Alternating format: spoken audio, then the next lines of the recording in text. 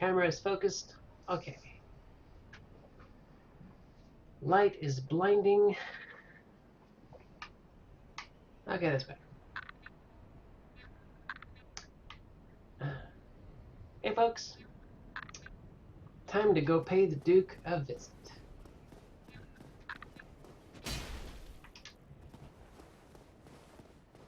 Duke being, of course, Seath the Scaleless, the dragon we saw in the intro.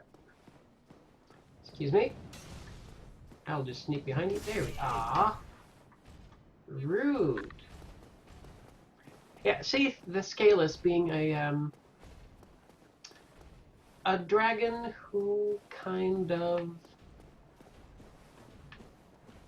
let's say, he was born without scales, and scales are what give dragons their mortality, so it's kind of a big deal. So, as I understand it, from what I've pieced together through the lore, since Seath was like really not happy with not having scales, he turned on his brethren and helped Gwyn conquer the dragons.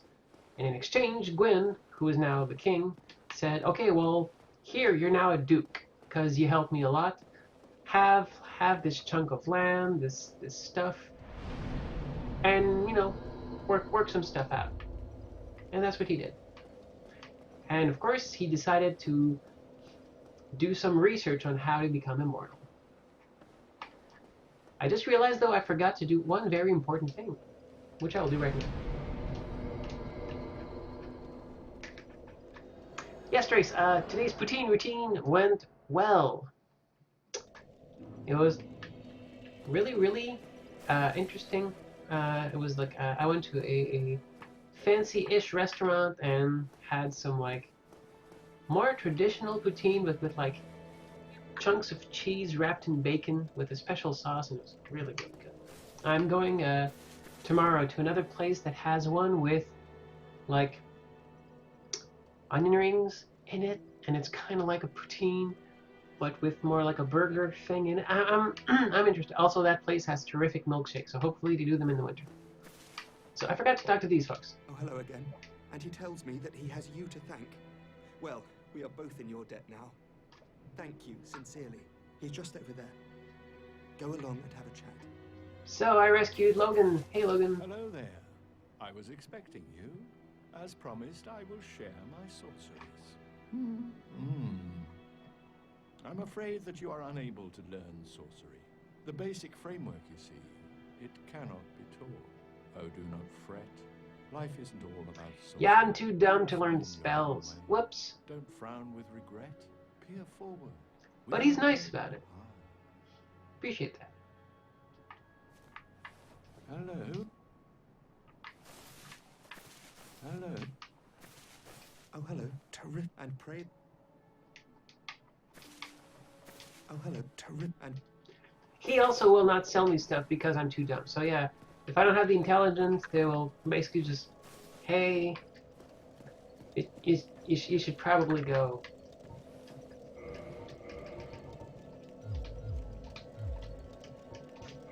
So if I go back now and I teleport back here, something should have changed. I'm doing this just because I don't want to, like, do this whole rigmarole again. Ava.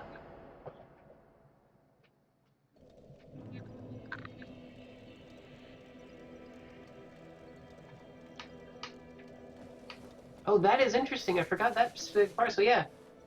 So Seath's help was actually telling Gwyn, hey, the dragon's thing is their scales. That's why they're immortal. And that's how Nito used his, like, plague and disease and the Witch of Isolus used her fire to separate them from their scales. That is neat. That is really neat.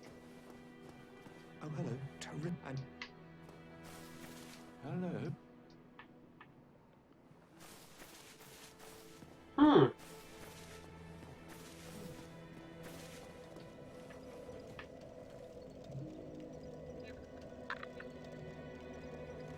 That is weird. He's usually supposed to go somewhere else. Maybe I need to rest here.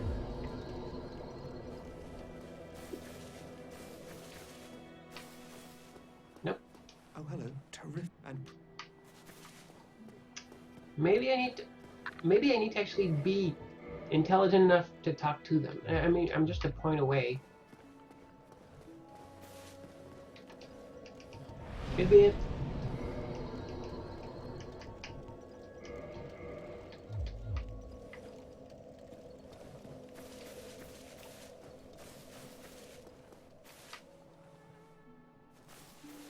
Oh, hello.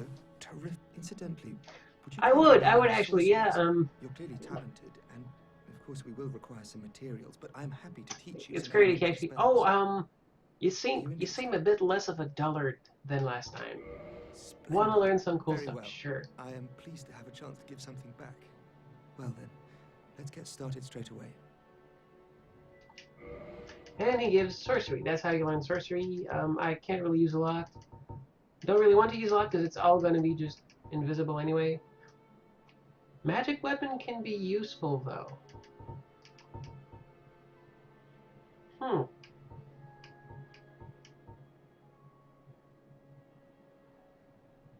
Actually, not a bad idea. It's a little bit better than just the... Oh, I already had one. Ugh. All right. May we... Oh, hello. I appreciate the attention. That will serve. I would, but Have he you seems... spoken to Master Logan? He is an accomplished scholar, and he has the nerve. Have you spoken to Master Logan? Goodbye then. Hello. Do.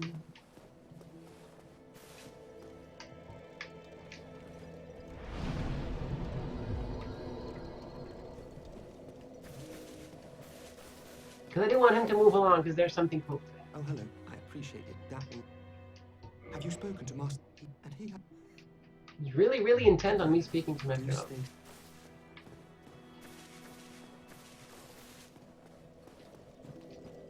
In that case, I might need to just do something else while he's there. You know what? Let's see where else we could go. Could we go? Because I want to do the Duke's Archive once Logan has moved on from here. So we have we can't do New Londo yet. Can't do the Duke yet. So which other two souls? We have the Grave Lord. I always forget one. In Dark Souls 2, I always forget one.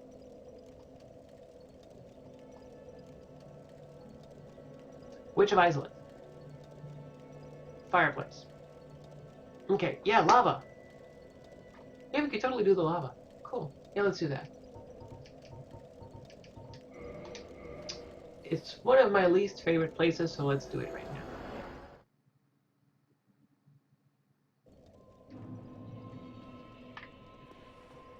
Hey, hope you're doing well. Oh.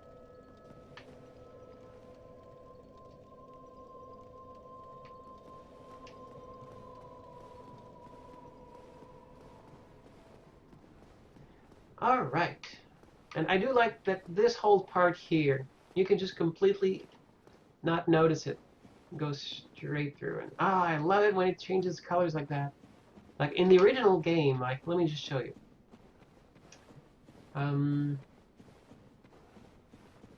Like, if I turn off the mod, this is how it looks. And when I come in, then you see like, oh, everything changes tone suddenly. And this uses the depth map, but you still see the filter change color. And that's really cool.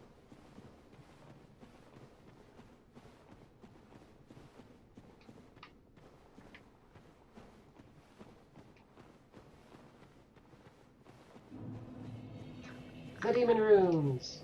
Runes. This is also the only place in the entire game where you have these enemies here that will attack you. More specifically, these two here.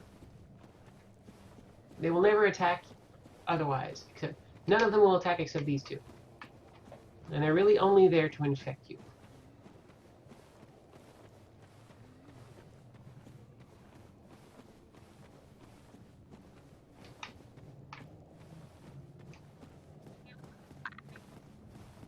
Again, this place is absolutely fantastic. Normally, like, check this out. Have lava flows, and you see an enemy over there, like right over my head, just to indicate, oh, I'm probably gonna go there. And you see, like, oh, these other like staircases, and this really looks like, okay, yeah, this place is lived in. And notice this big giant dome in the background. We will see that dome again. And unless I'm mistaken, right above here, that outcropping, I think that is where the Tomb of Giants is. Like above this ledge over there. That is where we are in the Tomb of Giants. And you can see Ceaseless Discharge over there. And back to the universe of the comics. Dark Souls does such a good job at like teasing environments.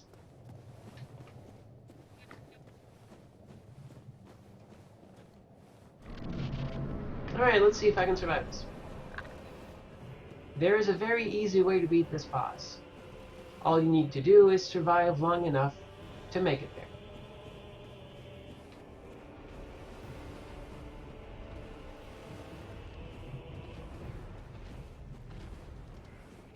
Nope, there he is. Come on.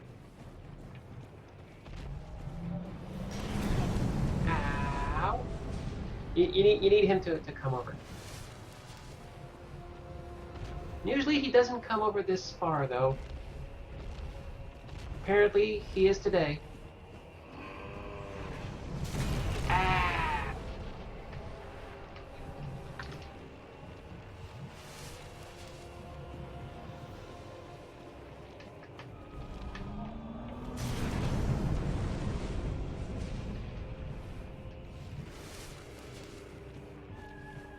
Come on.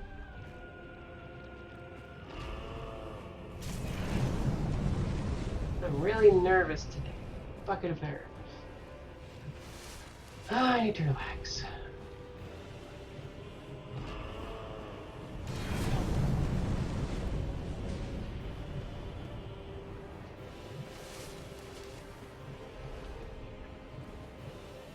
Come on, come on.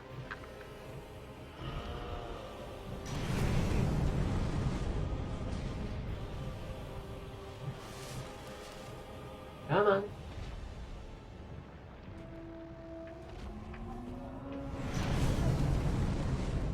Whoa. Should probably not let him knock me off the edge. Come on, you can do it.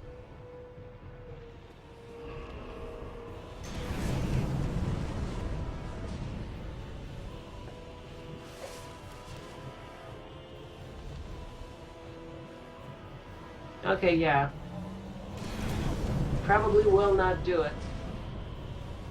Unless... Alright, so we're gonna need to do this the hard way.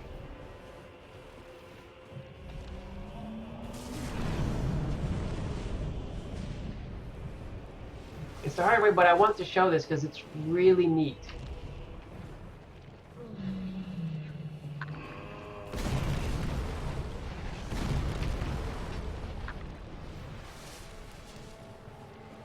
Please let me up. Thank you.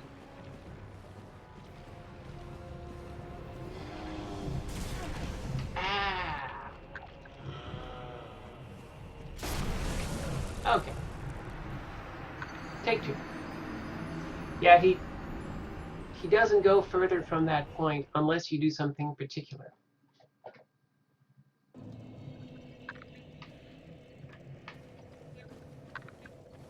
I should not read the chat while I'm walking on something precarious.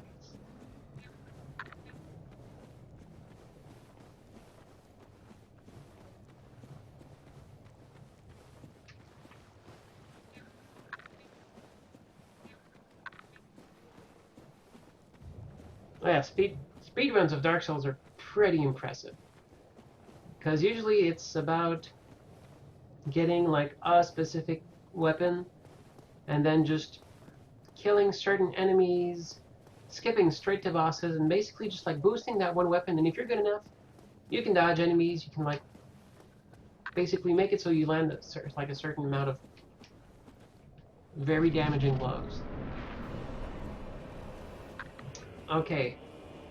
Now I just need to really hurry up.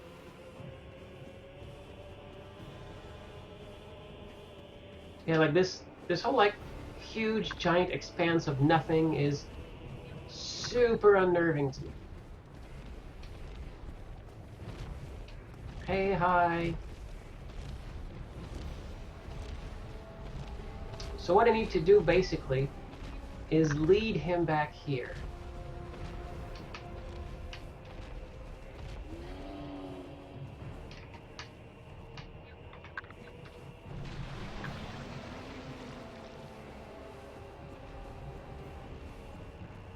Because you can do this like when you trigger the fight at the very beginning. If you don't, you need to lead him back here. And then the fact that he is here will kind of fulfill some sort of strange condition. There we go. That will now actually let him do the thing I want him to do. And we'll get to see that hopefully very shortly. Now I just need to not be too far away from him or he'll throw fire. Like that. Not sure if that's fire or if he's just hitting me. Hard to tell because I can't see the fire. Okay, that's the fire. But I can still, like, survive it, so that's good. Because when you come here the first time, that fire will pretty much kill you.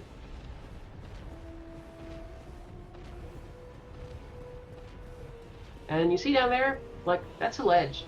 The thing he is walking on is not unlimited. But he is running after me.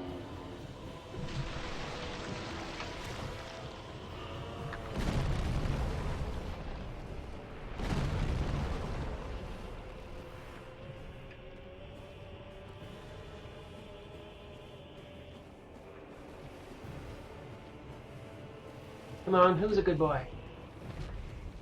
And now he leaps and hangs over here. But he's hanging over the ledge. So you just need to give his arm a couple of solid whacks.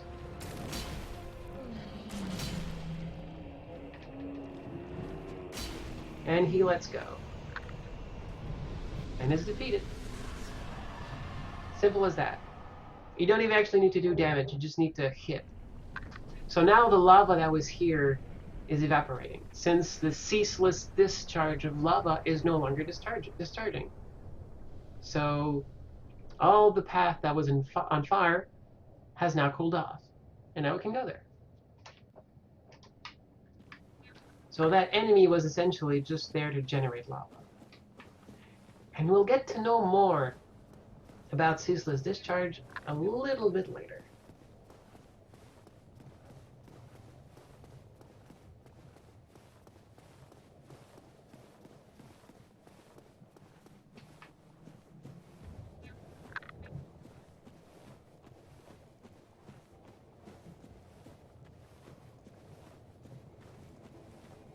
Yeah, like that is why he is called ceaseless discharge. He is always discharging lava. And we get to learn why a little bit later. Just going to pause a moment to show you the beauty of this particular... Oh my god, look at this. Ah, it looks super creepy just from here. So if I turn the mod off for a bit, like, you see the trees, the roots of one of the tree reaching on that giant dome. And then, now you see, there's still some lava left, but most of it is cooled down, so now we can walk. And there's a bunch of these enemies over there, so we're going to have to deal with them. Now, how can you tell where the lava is, where it's really hard to tell? So let's give it a shot. It could, in fact, just be a texture. It is totally a texture. Whoops. Guess I should probably be careful where I walk. So we have these Taurus demons.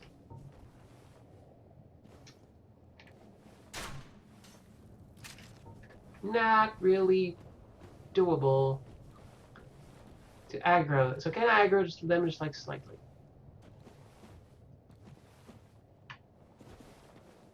Okay, just one at a time. That's good. That's really good.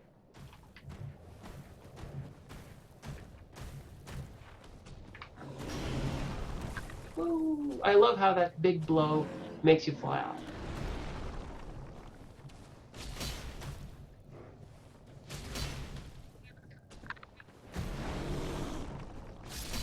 Also, check this out. Just like almost 2 hits, and he's dead.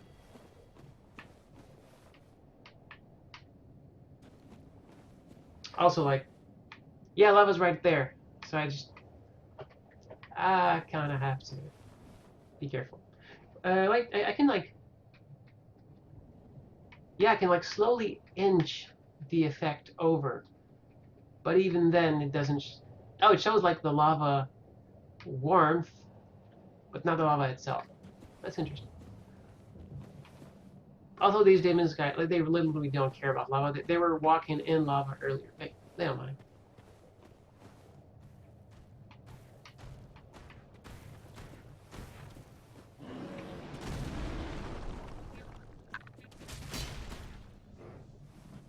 There we go. 2 hits. Using my 2 hands. That's good. Alright, now, this is going to be tricky. They're nearly equidistant. If I aggro more than one, it's going to be a party.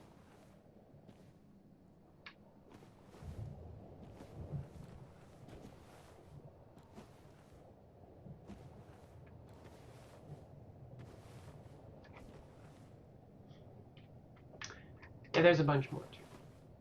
Oh, crap. Okay. Party time. Now we get to...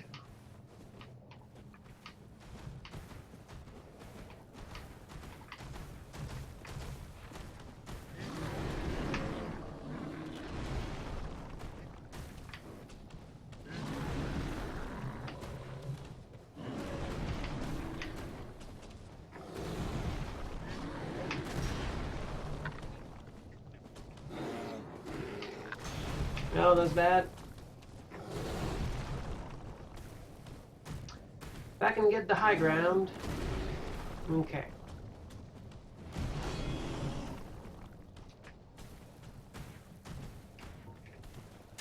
Okay, cool. One of them is running away. Never mind. Okay, at least it killed one.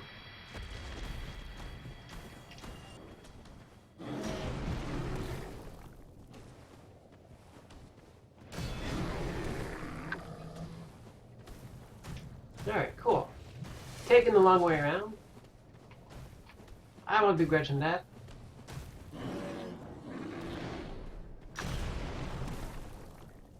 I love this shield. It's a good thing I have this shield.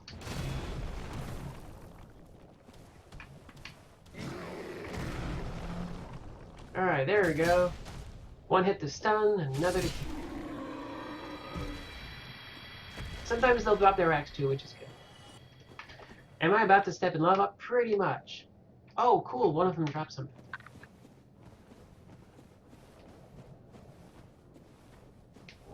Yeah, their axe.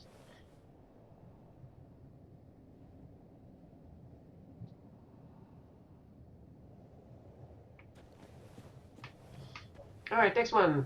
There is a reason we're doing this. These folks don't come back, and there is something cool at the end.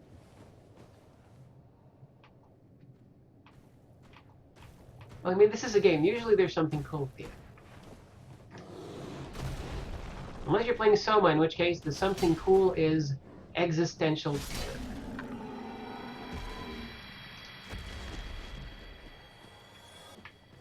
Don't trust teleportation, folks.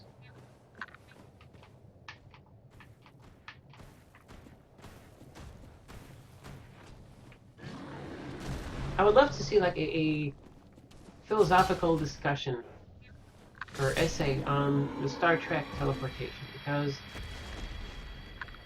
I mean that has to exist. That is not a new topic. The whole concept of if you are teleported Are you still you?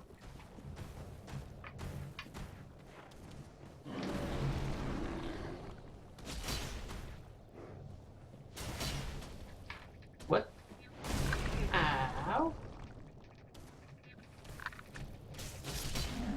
Oof.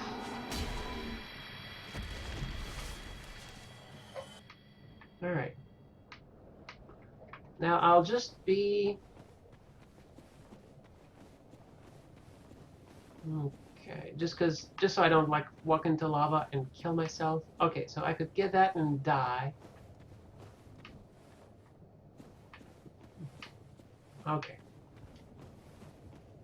Alright, we didn't need to do this until later, but hey, at least we'll be good for now. Alright, so I should be good to come back now. But yeah, like it's teleportation.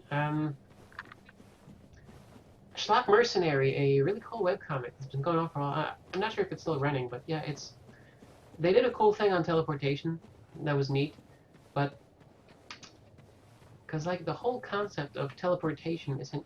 There's items here, right? I know there's an item somewhere. Oh, there it is. Okay, I'll check it out. Yeah, if you are like being deconstructed and reconstructed, are you still you? If they're basically just like scanning you, say, okay, this is how we make an Alex at this very specific point in time, and then they just like destroy you here and then remake you elsewhere. They just made a copy of you and killed the original, you know, for just for continuity's sake. But what is if that is how it works? They like that technology. Essentially, you walk into a room and they kill you, and then someone like matching your exact like details down to the atom gets created somewhere else and gets to continue living. For all intents and purposes, for everyone else in existence, you were teleported, but for you, you just died, and someone else just like came to life with your memories, and that's creepy. That is super creepy. Schlock Mercenary used that in also for cloning, in that essentially there's a plot point where there are these like there's this way to teleport, and then someone somewhere uses them to like, well, if I can just like hijack this thing they're using for teleportation, I can just like, well, while we're reconstructing, I'll reconstruct another one here, and no one will be the wiser. And at least like hijinks ensue, and some actually really cool stuff. That is a really cool webcomic. Or at least it was when I read it like decades ago. That's always the fun part of, is this still cool? Or has this always been really like problematic, and only now do I realize it?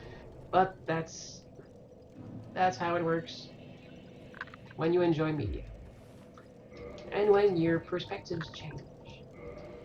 I'm just gonna boost this bonfire because I have humanity to burn.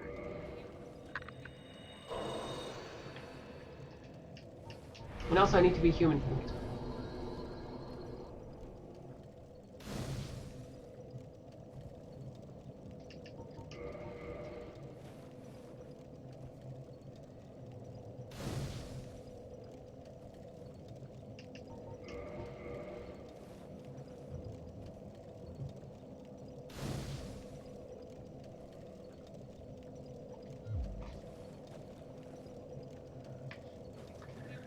But yeah, that's actually a really good point.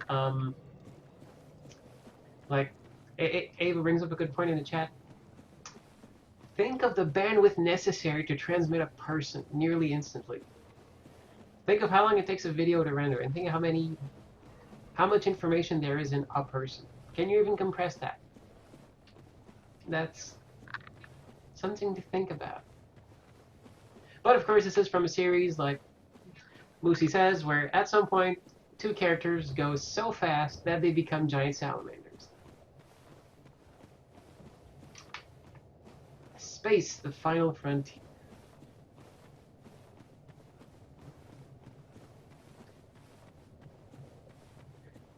Yeah, Ava. Star Trek teleportation is basically 3D printing with murder. Oh, nice. One hit kill. Okay, so why am I human here? I wanted to boost my Estus, but also there's another reason, which will become apparent soon. Also, hey, check this out. This is really cool here. It's a really nice way to look at this place. Almost looks like sunlight.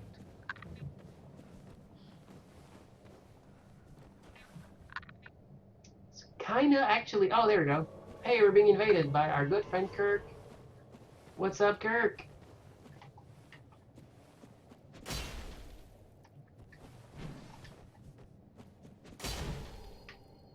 How's it feel to be smashed into the ground, Kirk? Goodbye, Kirk.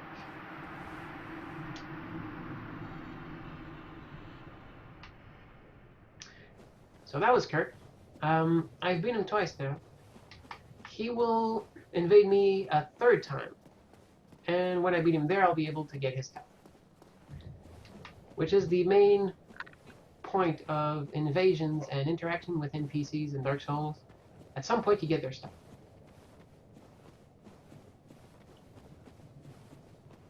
It's good of you to be helping me on my quest. I'm really just doing it for me. I want your stuff. And at some point, you will give it to me.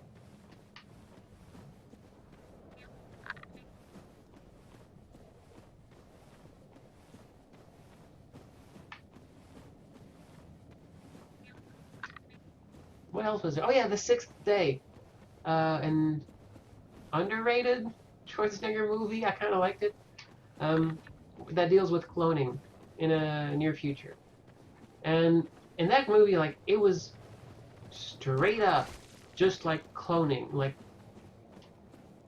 they kind of saved a copy of, like, your brain scan, your memories stuff, and then they just cloned you and had a clone in reserve they could just, like, pop up in case they needed it.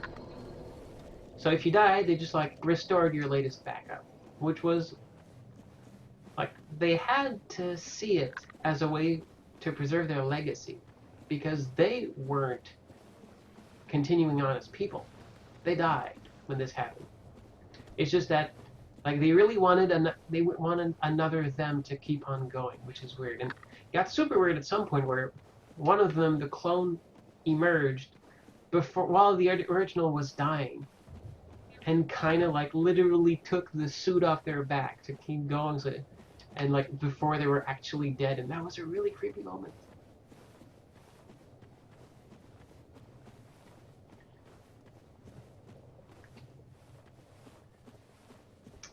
But yeah, I like Mass Effect, where it's just like, okay, we'll make you go real fast. So no need to be actually teleporting folks or... Oh, I did not win that particular gamble. But I did win this one. Drink to your death. I also have a bunch of souls that I forgot to spend, so hey, it's going to be interesting.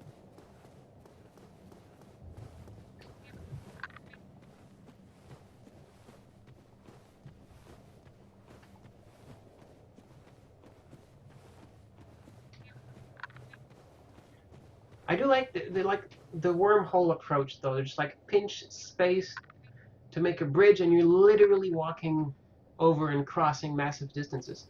That's something I like. Like, you're not being destroyed and remade.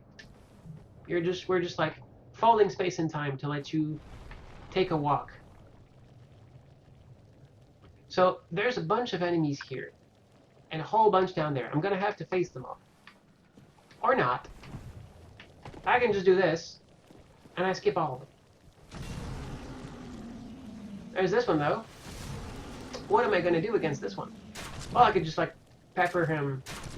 I could just pepper this enemy with bolts, until they die, and then that's going to solve my problem.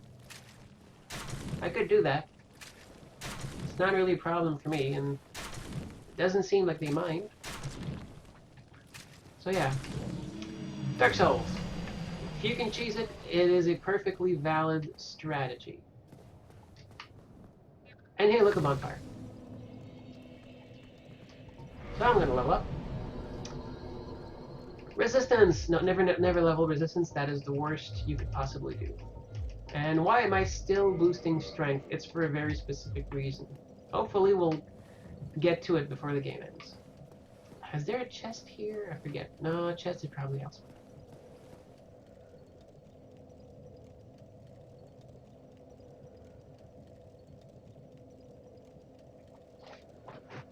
What do you mean by that, Eva? Ava. Eva. Really thinking too much about Mass Effect.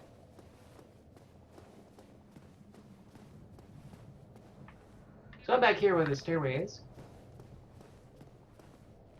Oh, look! Statue. Goodbye.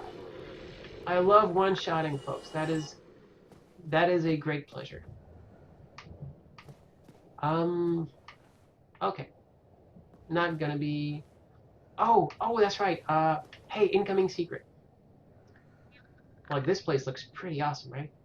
Like, this whole theme with the light, and this actually makes me think of our fifth world in Chariot, the sandstone ruins. Like, just the shape and the light in the background, far away, it kind of gives me that feel. Of course, it's nothing like if I just turn on the textures and stuff, but I do like this aesthetic. While my character is tapping along to the beat.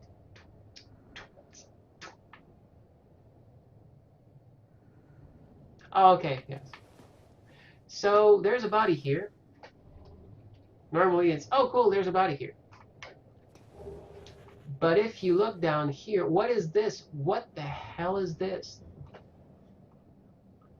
That is a giant thing stuck to the wall right under here. So remember that this thing is here. This will come in handy later. Yeah, two at a time.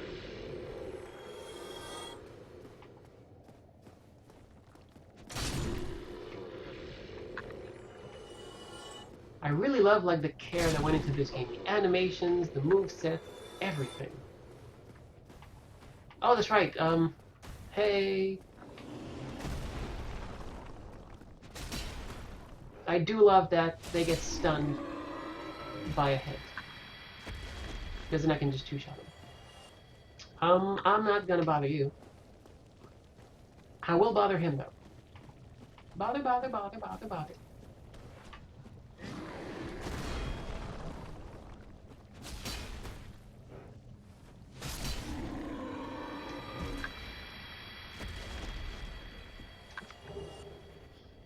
Another axe, cool.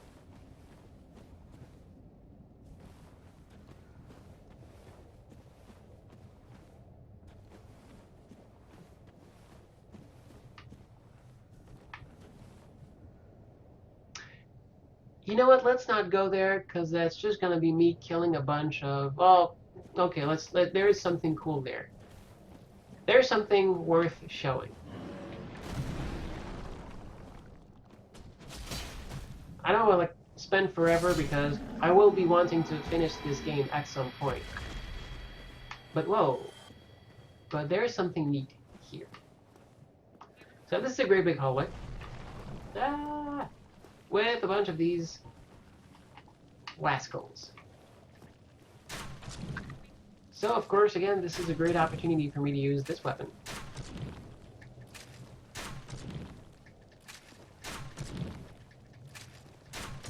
Hey, Astrid. I should check out Load Our Last Souls. That was a fun series. I am also like very much into any excuse that will let me watch or experience more Dark Souls. So, one of the fun surprises of this part is this here. They kind of pincer you in between 4 of these big bugs. And if you don't know exactly where to step and to do exactly the thing I just did, you're pretty boned because they spit acid and that destroys your equipment. But now they can't really do a thing. And see, that was acid.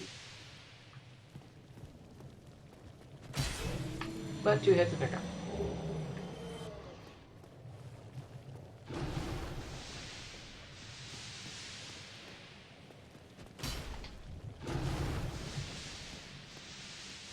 No clue where it reaches though. I'm probably gonna... This is probably not going well for my equipment. Oh, actually, no, I'm good. I've been good at avoiding the acid. Go me. That probably hit me though. Nope. Okay, it hurt my weapon a bit. Okay, that's okay. Alright, cool. And they drop green Titanite, which is always fun Titanite. It's used for divine weapons and fire weapons. It's the upgrade scheme in Dark Souls is so complicated. You can upgrade weapons through the use of the large ember and the very large ember from like up to +5 and then to +10 and then to +15. But if you have a +5 weapon, you can also branch off into divine and fire weapons. And I think the occult weapons. If you bring it to +10, you can also branch off into lightning weapons and magic weapons. And maybe I think it's +5. You get to some magic. It's so complicated. One of the good things they do in Dark Souls 2, they kind of separate this. You boost, you like upgrade a weapon, and then you give it an elemental property separately. That's way simple. It actually encourages you to use different weapons because you can upgrade them a bit more easily. I think it's like they do tend to make the final upgrade really rare. And in Bloodborne, they did the same thing, but it's just like you just can upgrade a weapon. But to get it to +10, like there is one of these in the game. Thanks to DLC, there was like 2 of these in the game, but it is still super rare.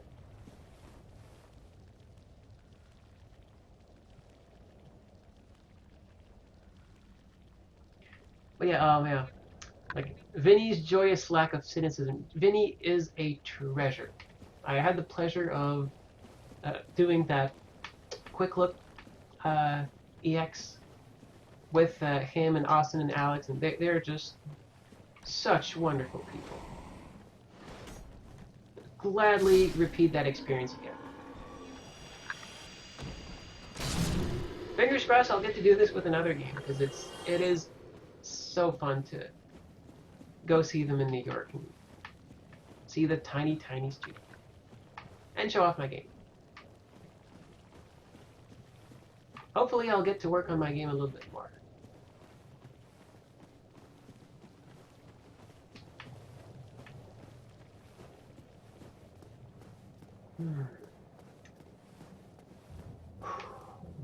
Just need to relax.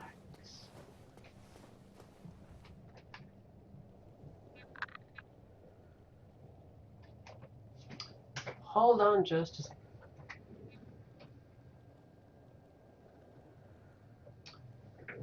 Getting a little bit hot. One thing I've kind of discovered, I have to regulate my temperature way more now, which is something I'd never really experienced before. But now it's okay. So I will get cold and then hot and then cold, and it takes more work for me to keep my temperature at a comfortable level. But I mean, that's part of it. I think it's well worth it. And here is a pretty cool looking corridor, right?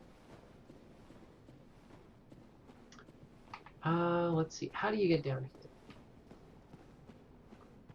Okay, yeah, you run here and jump, I think.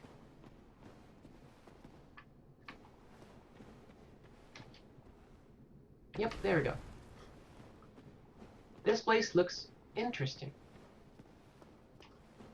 And oh. There it is. There's a cool item here.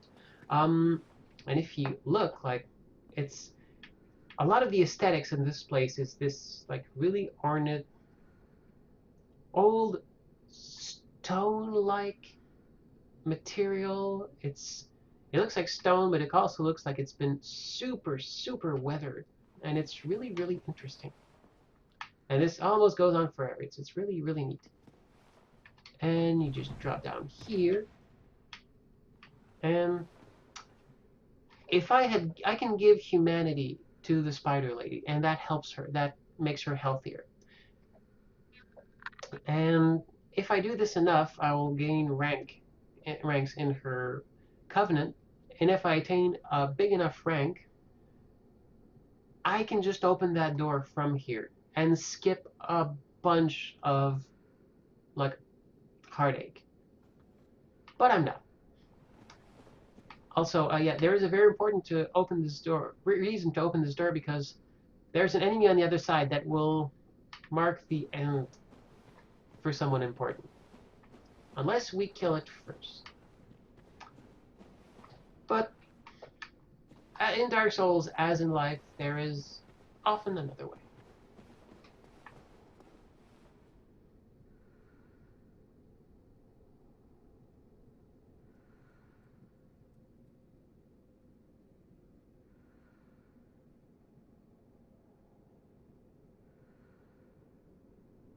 Oh, that's cool, Ava. That's so nice.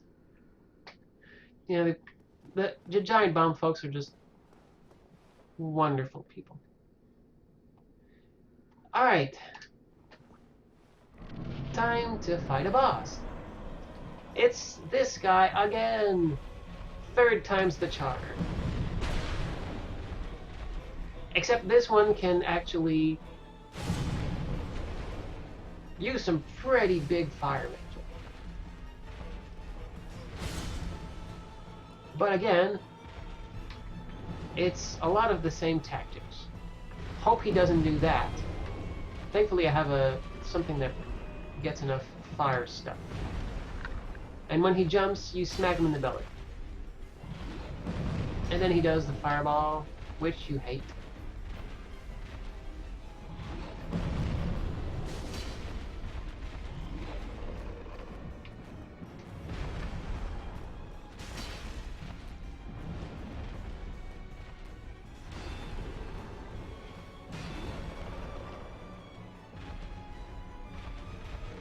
Important not to get greedy with this one.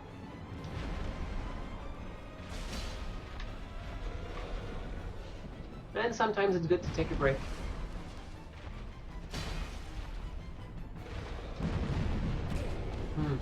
Dodge timing is really... Oh, and when he does this, get behind him, run away. That is a pretty big fireball.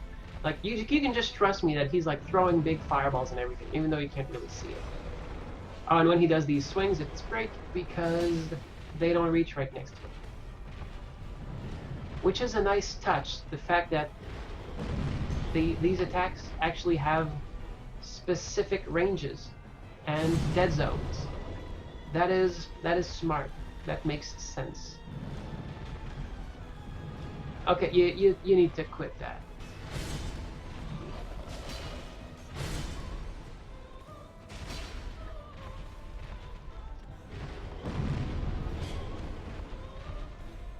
That hurt a lot.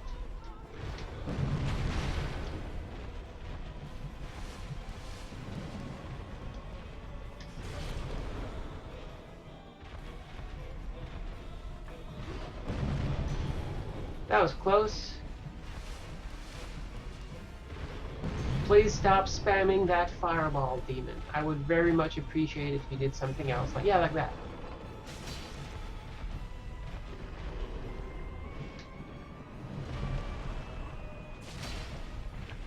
And again, never get greedy. Never go for a second hit.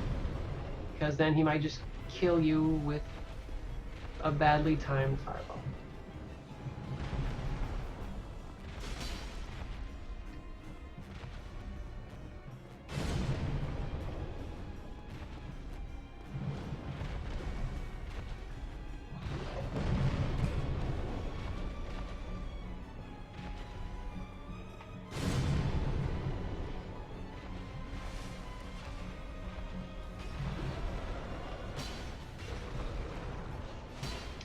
Yeah, let's just miss each other completely. That's not embarrassing at all.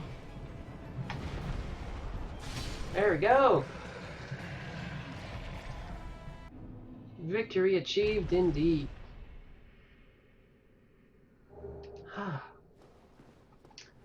And he drops his catalyst.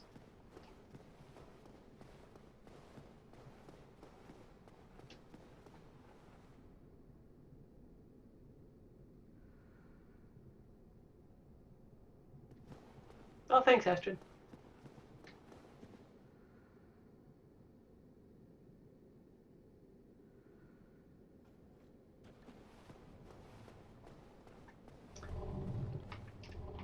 Yeah, Giant Mom has been like a pretty big influence on me. So like it still blows my mind that this time last year I pretty much had like no online presence to speak of.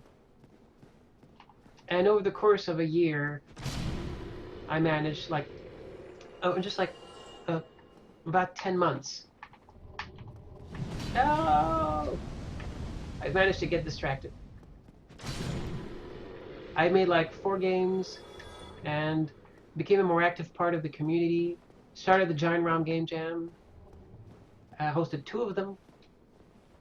Managed to do a quick look EX of a game I worked on, and that was so great. And also managed to like end the year by having like a personal top 10 on the guest list, and like that has been pretty much my dream for years. I've been like a fan since the hotspot. So 2015 was a hell of a year for me, and I'm really really happy with how it turned out.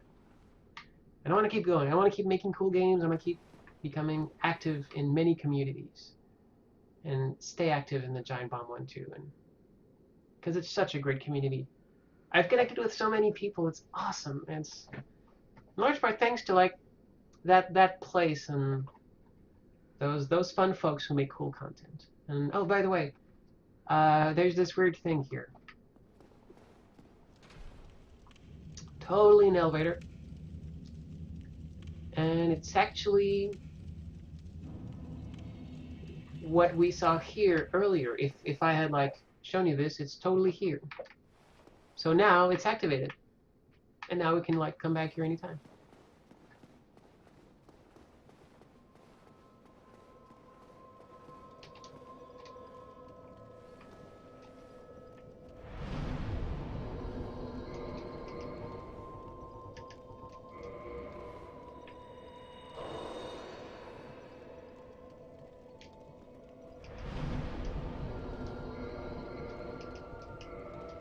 Yeah, that's the great like.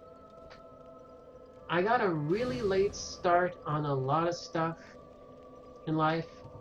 I only got into games at 30. I only became myself at 35. That is late. But the thing is, like I want to keep doing cool stuff. I want to like I've I see my first 35 years as mainly just me gathering up energy, and now I'm me. I am unstoppable, and I'm just like I'm going to spend those reserves like there's no tomorrow. I have a lot of catching up to do. And if nothing else, I hope I can like inspire folks in some way. Just because like, hey, I'm 35, I haven't really done a lot, but I managed to do this, so you are very likely more like younger than I am, so check out the awesome head start you have. Look at what you can do. You can do so much more. So, but it's not like it's also not not healthy to look at it like, oh, it's a competition, but it's just I try to tap in as much as possible the healthy part of it, where it's about we all have a lot of potential, and it's okay, like to do what we need to do, live the life we have, and it's never too late to do something that's important. And really, like when I get down to it,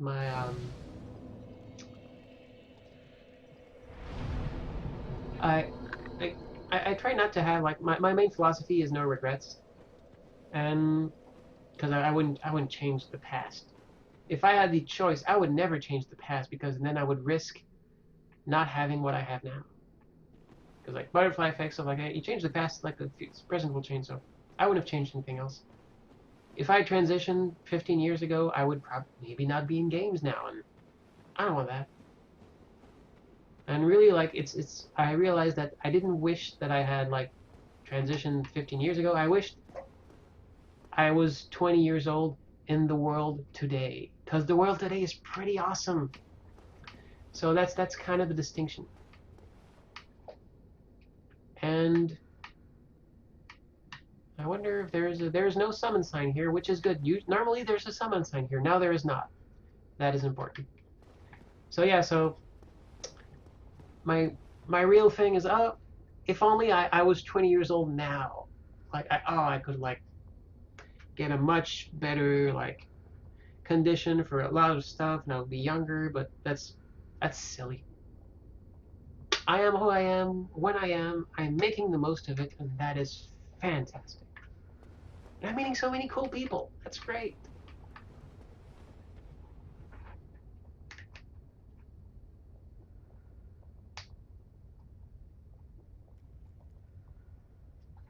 And also, like one thing, I always find myself a bit helpless because I couldn't program, so I was at the mercy of whoever I could find to program games with. But ever since getting really into Construct 2 and being able to make small 2D games by myself, I've never been like more creative and more free because I can just like make games by myself, and that is so liberating. Especially like over the past year, like I was inspired by many folks like Erica to like uh, work on my drawing and my art, and I put a lot of effort into it, and now my art is finally at a place where I still need to work on it a lot, but it's a place where okay, I can actually make assets for my 2D games now, and I'm not super ashamed of them. So I'm getting better on that front. So I can be self-sufficient with small projects, which is great because I can make small projects, I can learn a lot, and then at some point I'm more ready for the bigger projects. And like Construct 2 is it's a code-free environment, but you still learn logic. You learn a lot. So when you're working with programmers on other projects, you can speak the same language. You can design in a way that'll be easier to program, and that's really some good knowledge.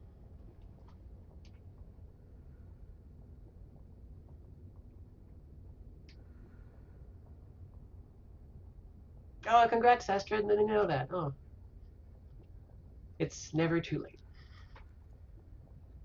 Like the thing I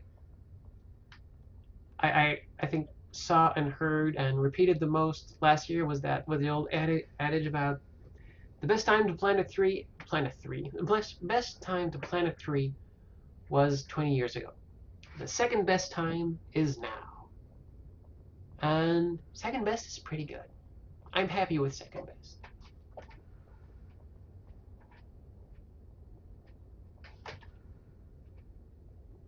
But of course, like it's no, I'll go into more detail after I beat this boss. Hey, remember that thing we saw a little bit ago, clutched to the side of the wall? That's where we are. That is it. And now it's waking up. So we were there, and now we're down here, so we just went to do a big zigzag. That's how this game reminds you of what is actually like how everything is connected. And that's cool. That is such great level design. Dark Souls 2 didn't really do this. With DLC, they managed to get a better grasp on it. Also, there's lava, and there's a slight delineation here, so it's going to be tricky. I'm not sure how to beat this boss. I haven't done it a whole lot. I'm just gonna hope. Also, gonna try not to land in lava. If you could please come here, I would appreciate it. I have something in my eye. This is the worst time.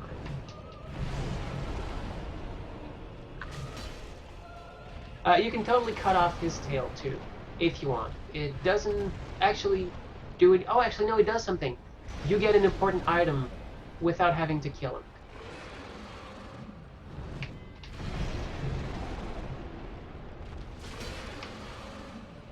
What is happening? Oh, it's okay. Stuff is getting tricky. I walked into lava. Yep. Whoops. So let's not do that again.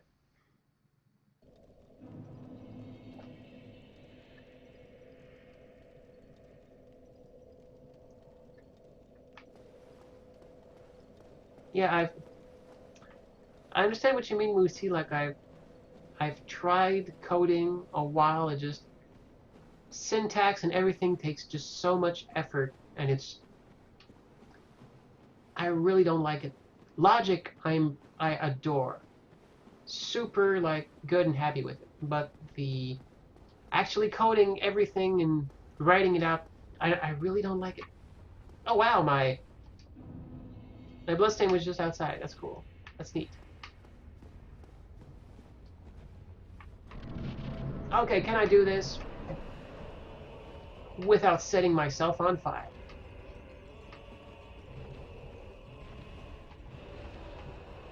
Today on Alex Sets Herself on Fire.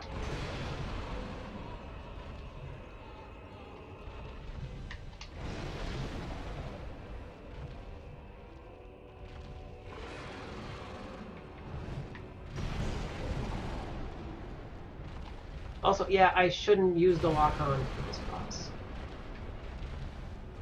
That was a bad idea. Also, please stop moving my camera around.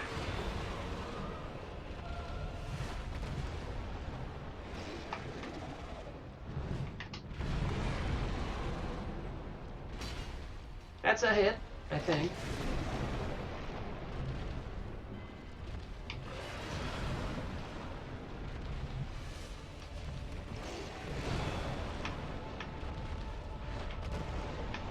The hell is going on? Okay, thank you.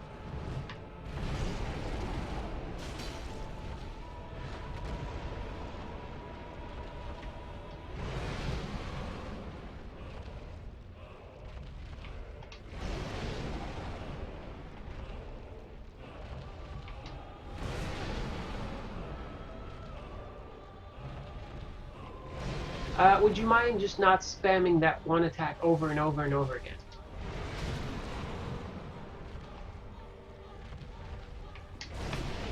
Jesus.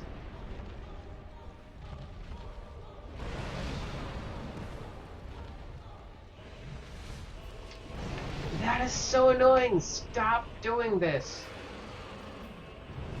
Finally. And then it...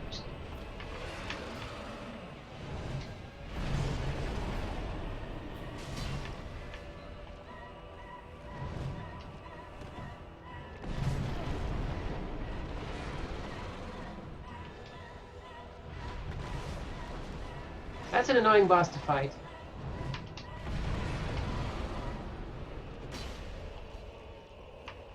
Also annoying when you completely miss.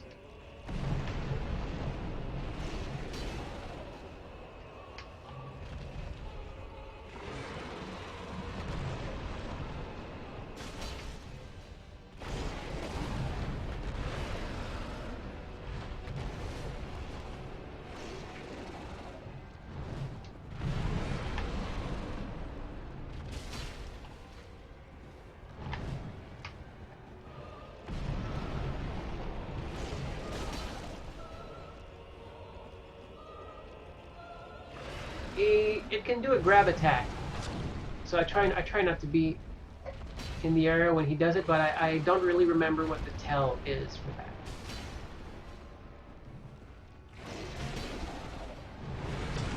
Whoa.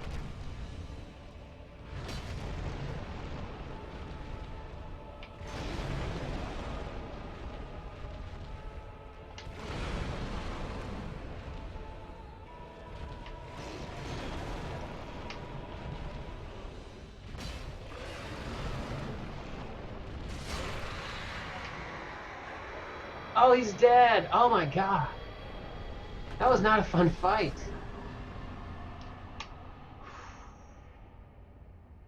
Yay!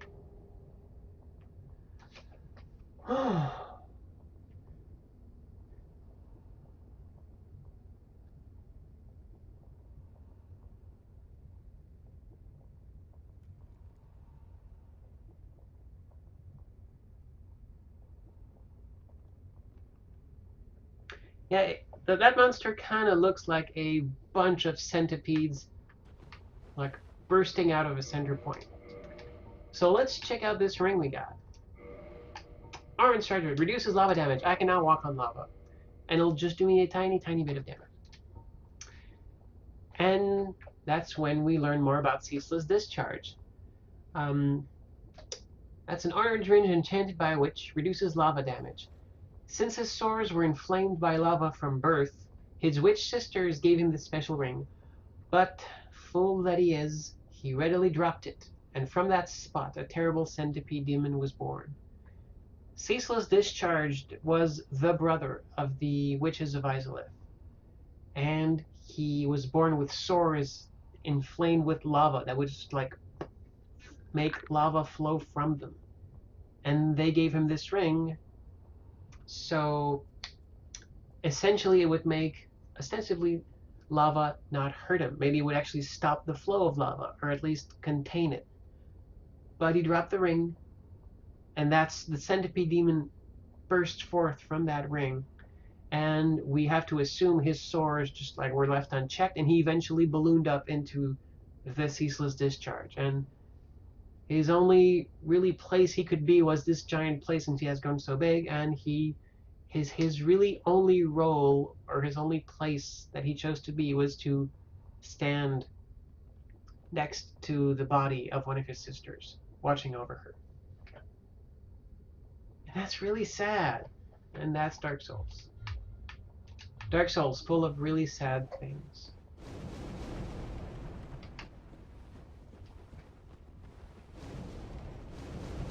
See, now I take nearly no damage when I go into lava.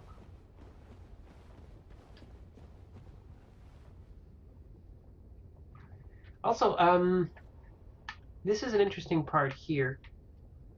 You can't really move the camera up, but like right above us is where we, like that, right next to my health bar, that is the bridge we crossed to go to Ceaseless Discharge. And here is like a passage that was kind of walled in. I always love these because it kind of looks like, oh, we condemned this. No one should go here anymore. So instead, you kind of have to go around. And going around is through this part here. And I really also like the look of this place. Like, it's the glow of the lava, everything. It's really neat.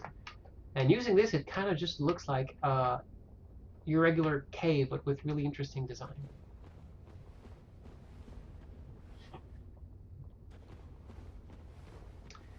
Yeah, I hate bugs of all kinds. I cannot stand them. I am deeply unsettled by them. So, yeah. Astute players will notice there's no one here. There is a very good reason for that.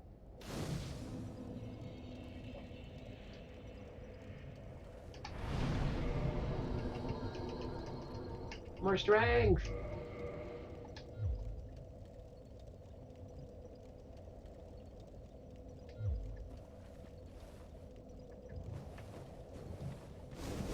Nope. Walking in lava.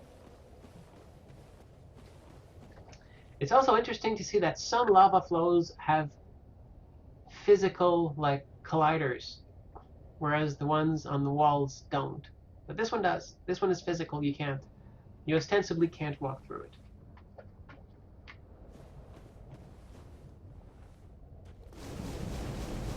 And this place is, you really need the orange charred ring to go through this area, because there's lava everywhere.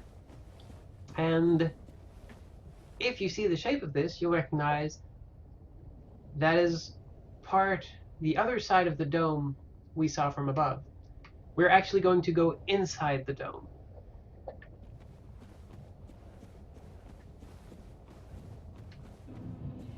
into Lost Izalith. The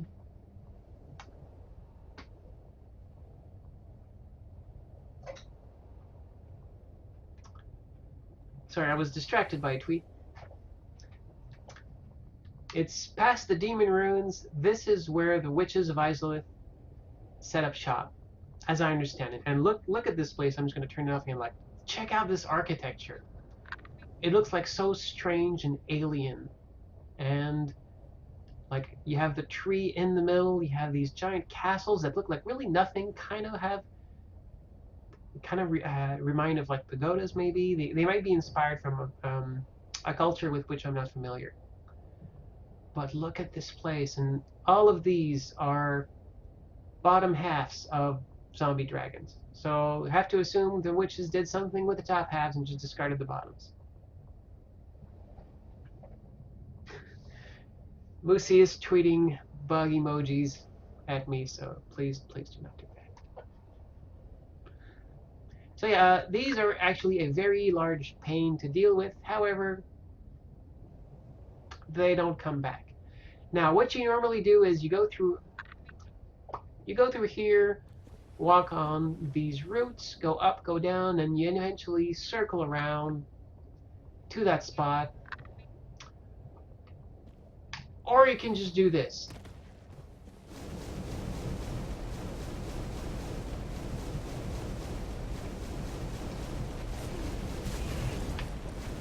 And die immediately.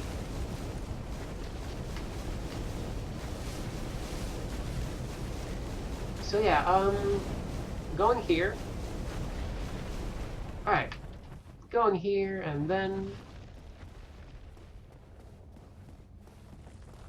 there are some statues, living statues, that are following me right now, so I'm just making haste.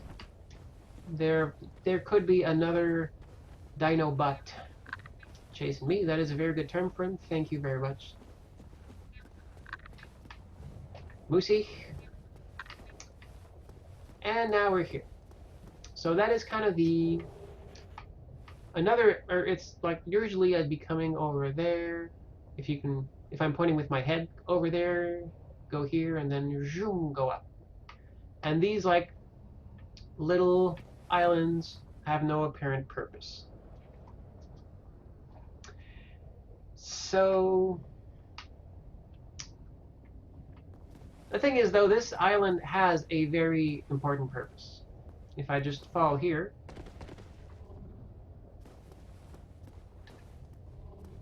boom, there is a bonfire. One of perhaps the most important hidden bonfires in the game.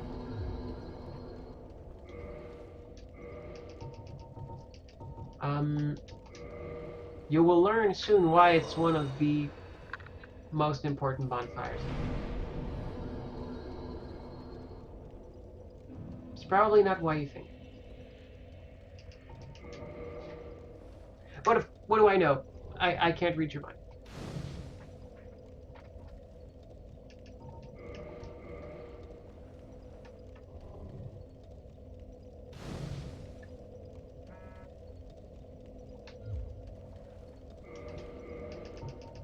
I'm missing one humanity. So yeah, it's good to kill Pinwheel because then you can kindle bonfires up to 20, and that is a big deal.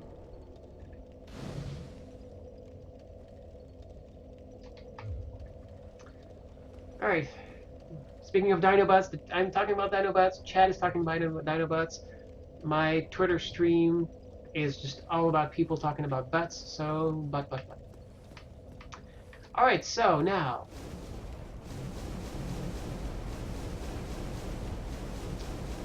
we run here, and now we get to enter Lost Izalith proper. Not right now, though. We have something else to do first. Well, a detour to take.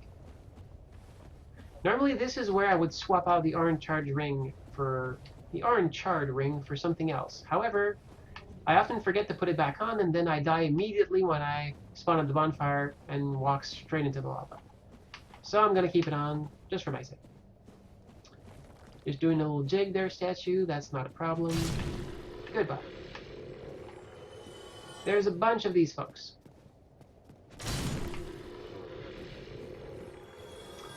Also forget is there's items here. Also there's like regular statues just meant to distract you.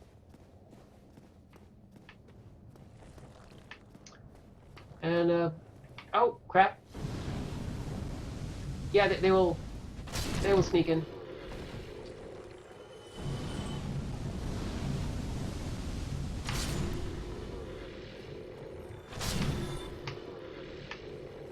Alright, good. Oh, no. It's good that I trained for this in Blighttown. Now, even in pitch black, I kind of know how to deal with them. Oh, there we go.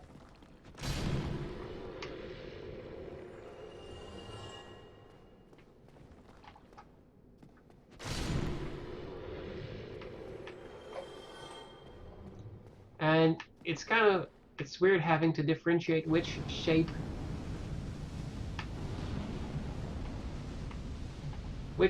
is a statue coming for you, which shape is not. Oh, they get angry when they get stuck and then they just start spouting fire. That's cute.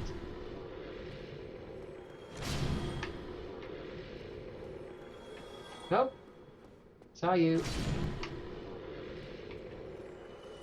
I think that's it.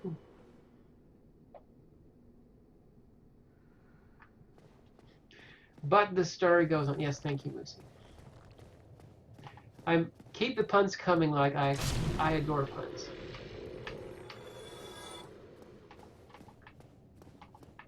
Alright, so I think there's an item here.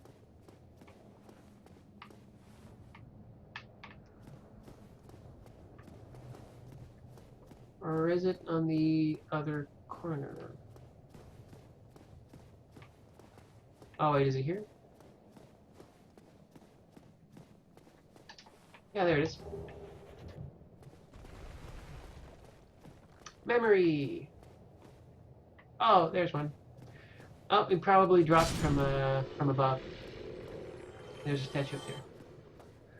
And now we get to meet one of my favorite enemies in the game.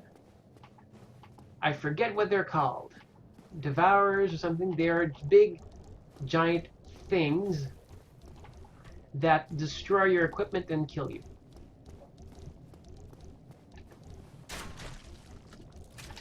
They are thankfully very fragile.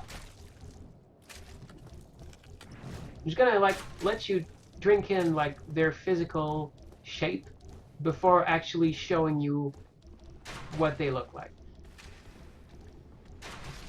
Alright.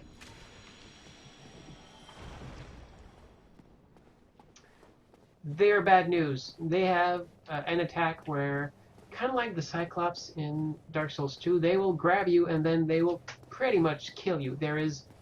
You need to have a lot of armor and hit points to survive. Okay, coming up. Back-to-back NPC fights. Or simultaneous NPC fights, depending. I think I just need to walk here.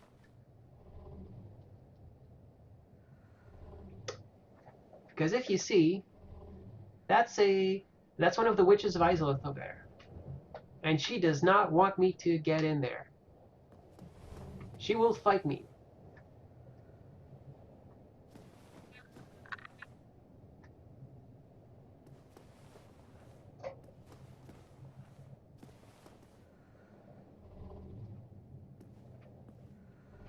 Just need to be careful. Okay, there she is. And there's Kirk. Oh crap. Yeah, so that's what you do not want to happen. Both of them at the same time, in the dark. But at least Kirk is dead. And now so is she. That went well.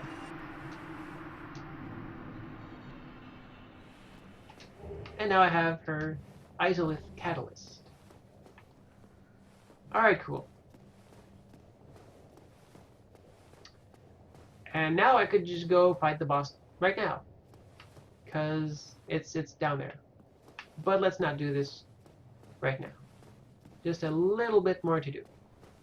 So hey, there's one of these. So this is what they look like. They are a giant mass of weird rubbery arms and blinking eyes, and it's hard to see, but at the top over there, you can kind of see rows of teeth. They are a blender with nothing but teeth. They're a cone, an empty cone of teeth. An empty cone of teeth we're going to have to kill.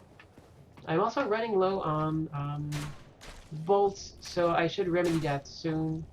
Why did you lose your lock-on? That's not something you want to do.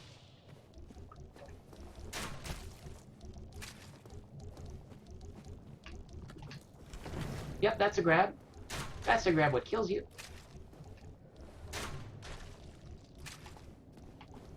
Don't run away. Alright, good.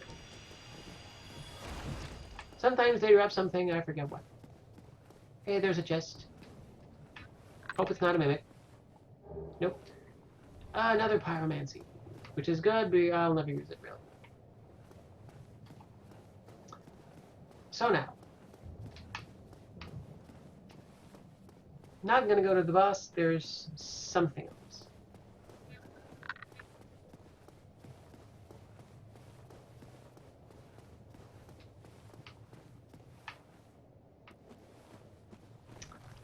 More statues, of course, because that's what they do. Ow.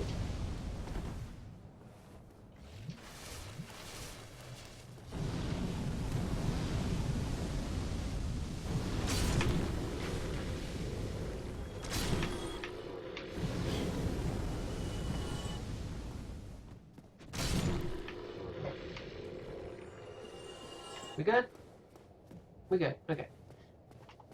Not as graceful as I would have hoped, but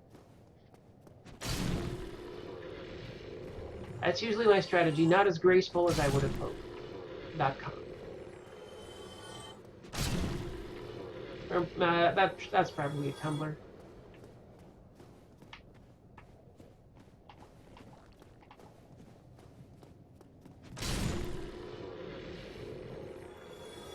Yeah, this is totally how Illidan sees. Absolutely. You just see texture. You see distances. So here's where Dark Souls is a very nasty game. You see, oh, hey, cool. There's an item over there.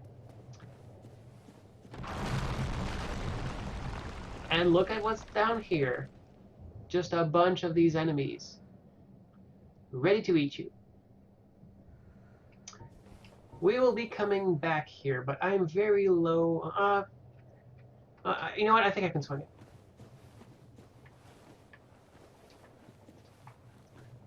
And of course the item fell down because screw me, right?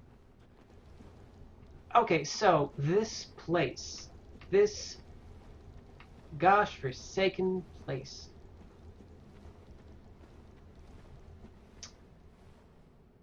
There's a trick to this area if you want to kind of survive it, because it's not fun.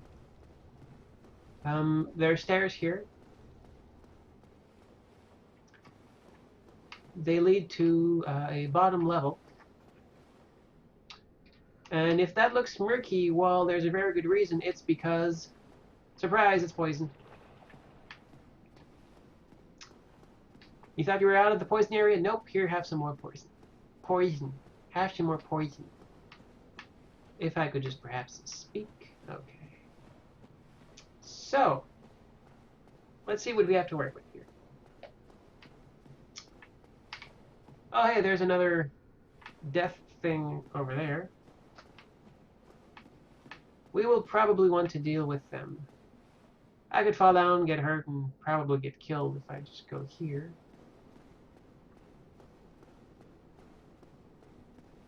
I'm really glad I didn't just fall down and get killed. And hey, look who's over there. It's Sigmar. This is where we have a choice. Well, we don't have a choice. We have a chance. So let's see what we can do. And I'm probably just gonna... No! No, that is really not it. It's just like beatboxing over there.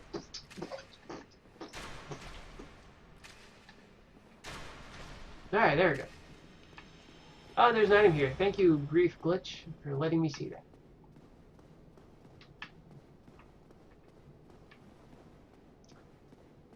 Can I go back here? Nope.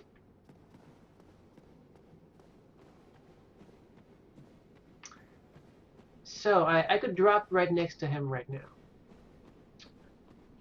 But I won't, because check out these folks.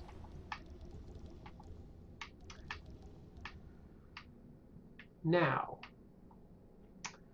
what I need to do here is tricky.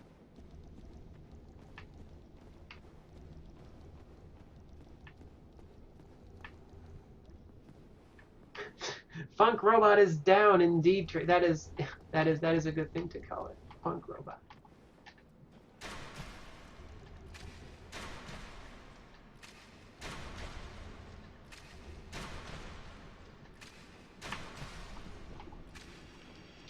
Alright, can I do this? If I fall in, I'm dying. I'm pretty much dead. So this needs to be done carefully.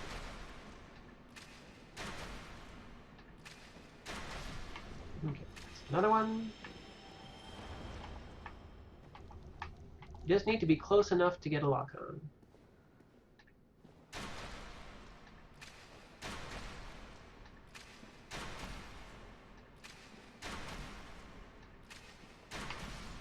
Okay. And now for the last one.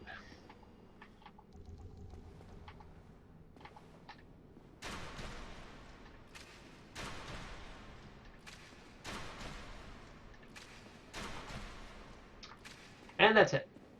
We don't want to kill that one specifically for a very good reason. Because if we kill all of them, Sigmar will just go, hey, oh, you took care of it already. Well, I'm useless. But if we leave some danger down there, now we get another branch of dialogue. Once he wakes up. Hey. I could totally kick him too, but I don't want to risk it. Excuse me, I was so absorbed in thought I just drifted away. Must be the wall. Well, what's on your mind? No, don't tell me. Those monsters making life difficult for you? You need not be ashamed. We're all in the same boat, you know. I really have run up quite a debt to you. Perhaps the time has come.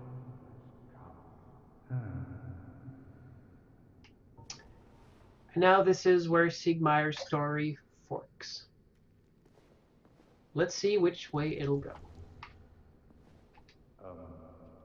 Friend, I have an idea. A good one, really. I will rush those dire fiends, and you can slip away in the confusion. Please, friend. I owe you much more than this. Self-sacrifice. The Knights of Katarina, allow me to assist you. And now, I go. Don't be slow. He will distract them while we escape.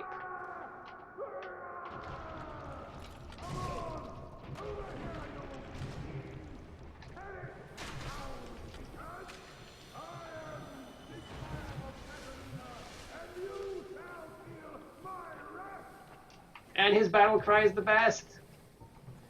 So,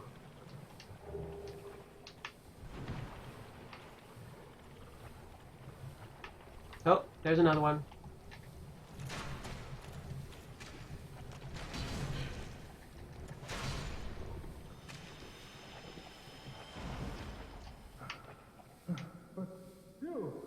Didn't you get away?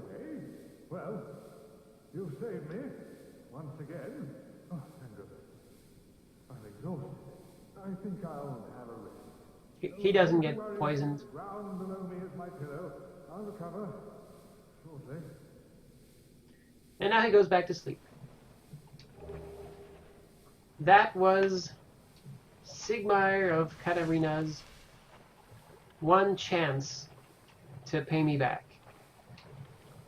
And I took it away from him by saving him once again. This means his adventure continues. But it also means, once again, he is really, really in debt to me. And I've pretty much done every important thing that he wanted to do. So this will have repercussions, but it does mean we get to see Sigmire again.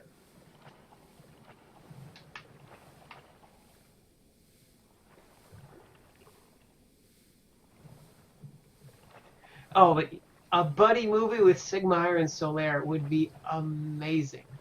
They would make an amazing team.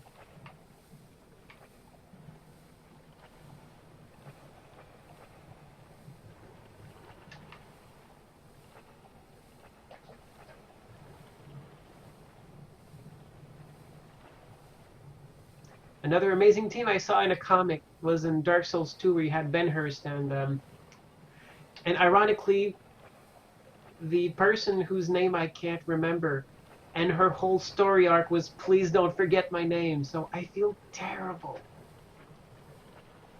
But her and Benhurst would make another fantastic team. Here's a red Titanite slab. This is the only place in the game, well, barring the DLC, where you can get a red slab, which lets you boost a fire weapon or a chaos weapon to its maximum.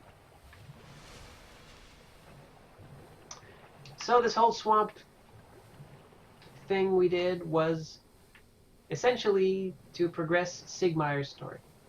That's why we came here.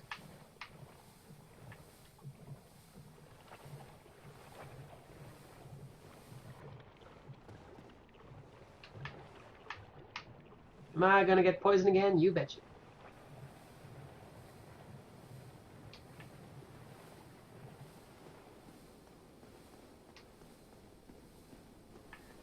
Alright, so more chunks. And now we can go back. Which way is back? I think it's over there. Because it's Dark Souls. In Dark Souls, there is always a way to go back. They never put you in a spot where you're stuck. There will be a bonfire, there will be a way back up. They got you. This is a well-designed game. Dark Souls 2 is the only Souls game so far at some point you are stuck and your only way to return is to actually teleport out, which is, I think, a cop-out. Not a big fan of it.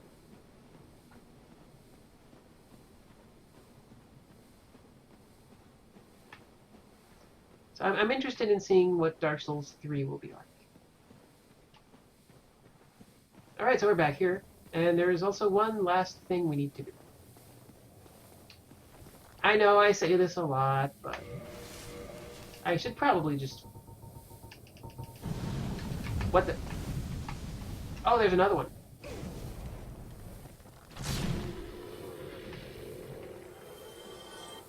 That was almost deadly embarrassing.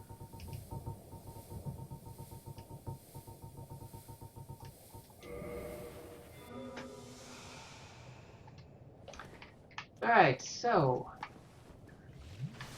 this great big passageway with a great big demon statue. This demon statue is special. It comes back. It is also more powerful than your usual demon statues. It's pretty much the only place in the game where you can farm Demon Titanite by killing that thing over and over. And that's why it's really hard. But I don't want to pick a fight here.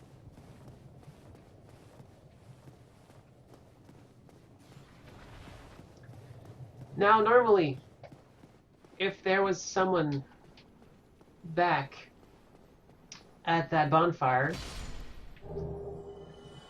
this is where we would see something really sad. But we don't, because that person wasn't there. Which means they never made it here. Which means we can kill these annoying little things.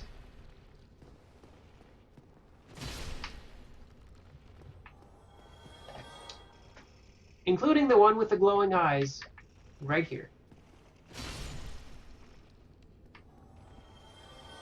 No? Right. Other one with the glowing eyes then. Which one of you has glowing eyes? I can't tell. I have no texture. One of you has to have been it. And now I touch the door. I picked up the sunlight maggot. And now the shortcut is open. So that little beastie I just killed won't come back. And it's very important that it doesn't come back because I actually don't need to kill these, but I just like it because I dislike them so much. So what I've done is get here, you. There we go. Just another one. Interestingly enough, these critters drop sunlight metals. I think. I'm pretty sure that's what they drop. And the other one probably... Yeah, there it is. It ran back. So... There we go. Okay. Now we opened up a shortcut, which is good.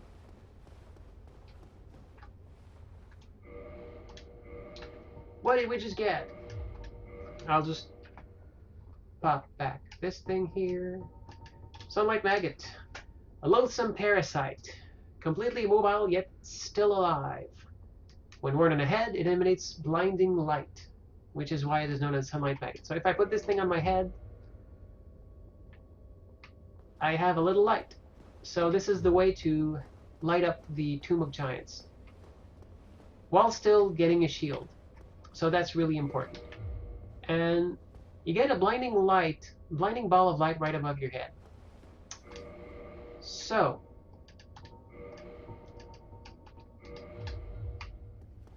you know who likes a blinding ball of light, right? Solaire, right now,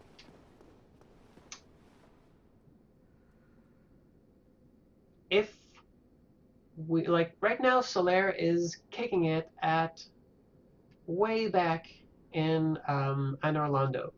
He was sitting next to the bonfire, but I never talked to him. He's still waiting there for me. If I had talked to him, I would have met him here, where he would have been dejected because he searched everywhere and never found his son. And as soon as I killed the salamander, he would have, now that the pass was open, he would have made it here, found the sunlight maggot, and found his son. And then, since his main purpose would have been fulfilled, he would have nothing left to live for, and he would have gone hollow. That's what happens in Dark Souls. When you have no purpose, you go hollow. Even if you have no purpose because you fulfilled it, you go hollow. But I got the sunlight maggot. When Solaire comes here, he will not have found it. He will still be sad, but he will be himself. And that will come in handy later. From a pragmatic approach, it will come in handy, but from a personal, human approach also, it's going to be valuable. So I am just going to swing back to the bonfire. Last one I rested at, which is just over there. And then we do a boss run. So yeah, you could join the Covenant, spend 30 humanities, and then open the door, and then you can kill the little enemy, get the sunlight maggot, and do all of that. That's the usual way to do it. But you can do all of this, which is a very roundabout way of doing it, just by never talking to him back in Anor Londo. And now you can't warp to this particular bonfire. As far as I remember, you can't warp to this one. So I'll beat the boss first, and then we'll come back and do some other stuff. Oh, I'm so close to another level. But right after this, we will finish, or at least continue, Solaire's little path.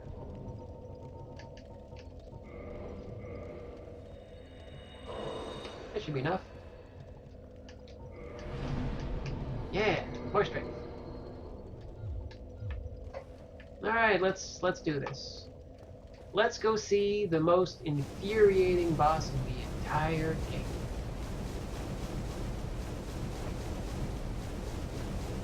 And of course, it also happens to be the boss. They ran out of time. Come on.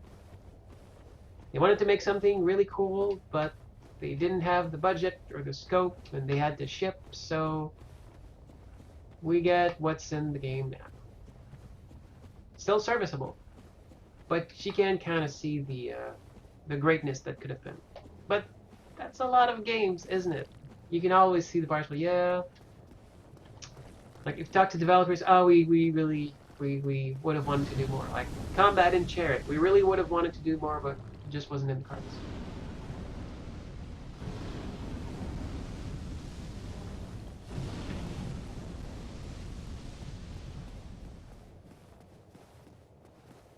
Yeah, like Dark Souls is not a place you want to live in.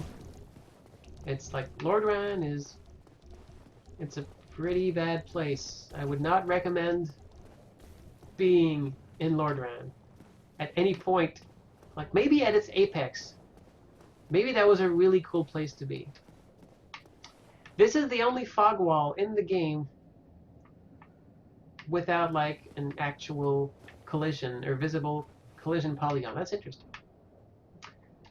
Alright, so let's see what happened to the Witch of Izalith.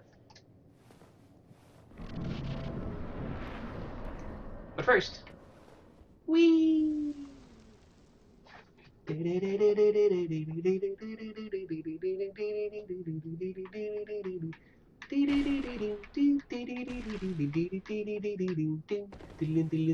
Holy shit! Check this out, it's a giant tree. Okay, so this giant tree will ruin our day. I've forgotten a very important piece of information, which will make it hell for me. Alright. I broke one of these things. And also the game. So what you're not seeing is there is now a giant flaming avatar that now exists, has burst forth. That is one of its arms. So, okay, you can see its arm, you can't see its body, but it's made of fire, and it's gonna torch this whole place, and also the ground is gone. Goodbye, ground. Of course, falling here is insta-kill. You do not want to fall. Also, this thing is smashing and sweeping with its hands. Also, by the way, yeah, we are, you know, that whole like ground going away thing. That is still in effect. We are still removing the ground.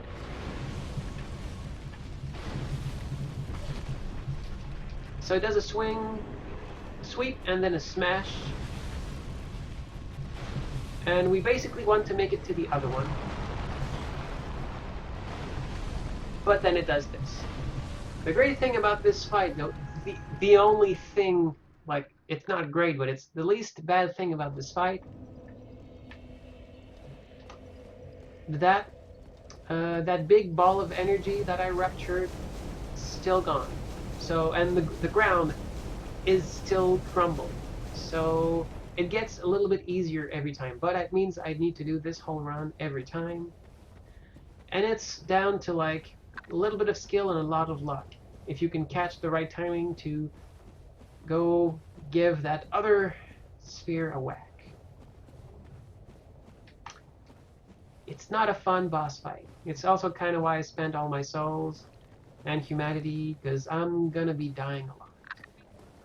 But hey, in the meantime, it means we can talk. I really need to watch this Loader Last Souls with this boss. I completely forgot how Vinny dealt with this.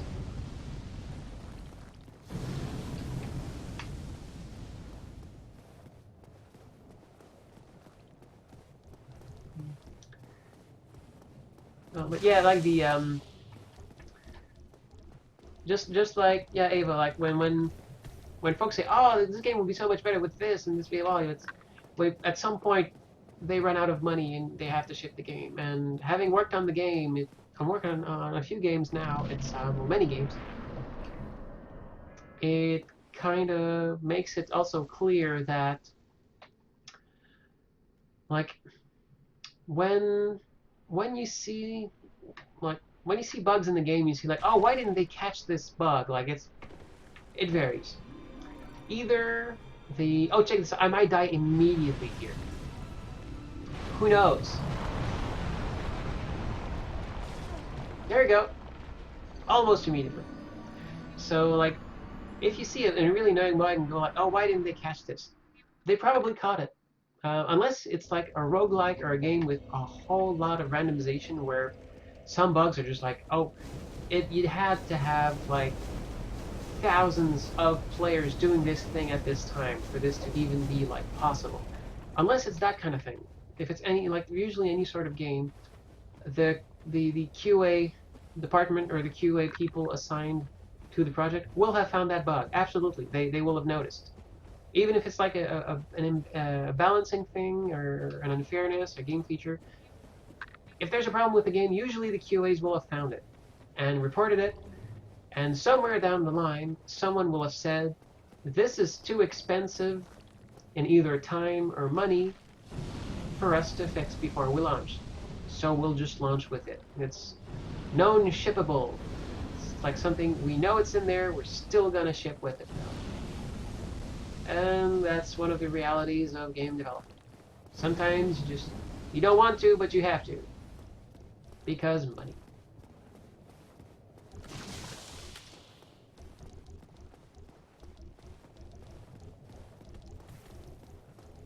Yeah, also there's also the case of, well, we could fix this, but it will mean overhauling this very key part and will likely break a lot of more things. So we'll, okay, well,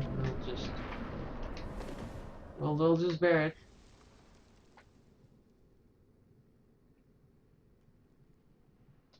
The thing though, like, some of the things that tend to get to me more are more like story-based things.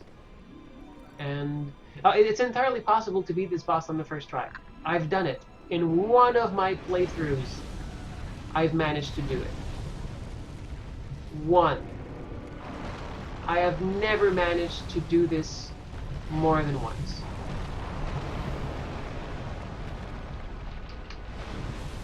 And if you take too long here, it will just like fry you with the big attack. Alright. 2 out of 3. I'm just going to turn this off so you can see what happens. Whoa! It did not like me turning that off. Check this out.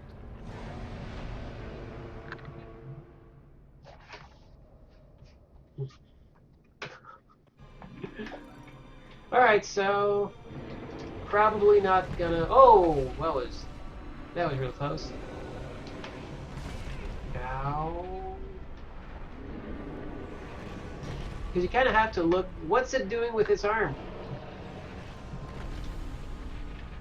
Is it going to sweep? Do I have to turn around and block? Am I just going to die? Probably. Because it's a terrible spot to be in here. Yeah, I'm dead. But hey, when I come back, now it's going to be straight through the middle.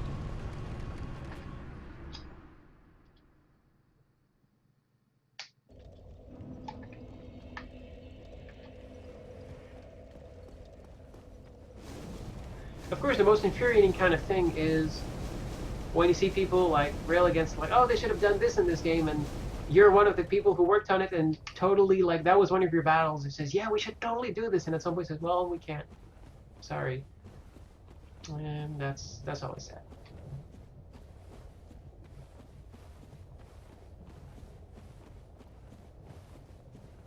But like, hindsight is 20/20. Like, you can. It's easy to look back and say, oh, we should have done it this way, but you rarely know at the time. Kind of a recurring theme. It's easy to look back and see what you could have done better, but it's like in game design. You iterate, you learn from failure, and you do better next time. That's one of the things. I'm really glad to be a game developer and game designer because I think that's a great life lesson in general. iteration, embracing failure. One of the best lessons I ever got was, I think it was from a great book called The Art of Learning by Josh Waitzkin. I've probably talked about it on stream before, as it's one of the most influential books I've ever read. And essentially, the lesson is, if you have a child and they come back with a really good grade in math. Oh, check this out. Now that I'm to the last part. No? Oh, here we go. Yeah. Now I get sweet trails of fire.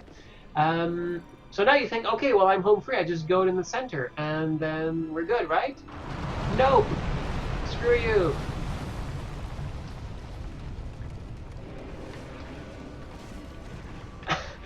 Ow.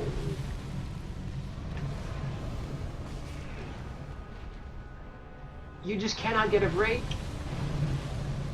Oh, and there's fire. Sometimes there's pillars of fire too, and yeah, stuff like this. You need to do an off-center jump, like this. And then you need to go here without getting fried. And after this, you need to go to the center in time before there's a big explosion that kills you. And you have to hit this thing once. There we go.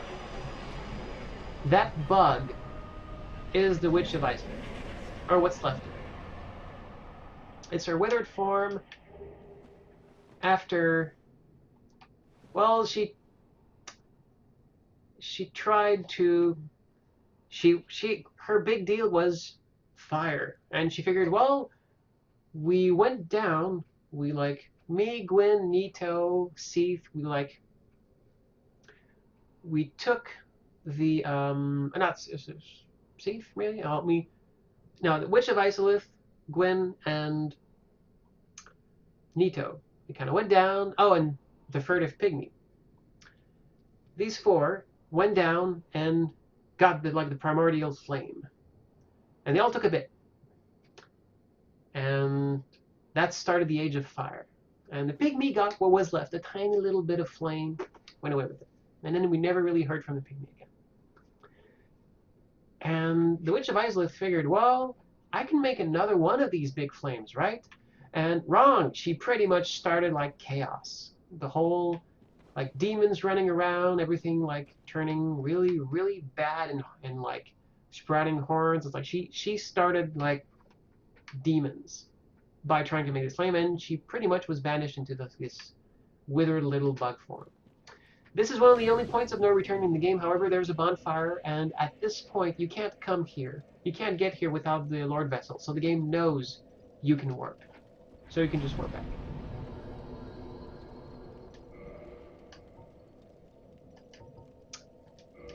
So let's say hi to Solaire. So yeah, Witch of Isolith, another tragic figure. She got turned into a monster, set chaos loose upon the world. Her daughters and son were all turned into either creepy monsters or pretty much went mad. One of them survived. I couldn't meet her in this playthrough, but one of them actually survived and can teach you pyromancy, and you can talk to her. I believe she's the only person in the game only NPC in the game, or one of the few NPCs in the game who don't go hollow once you complete the storyline. I should repair my stuff.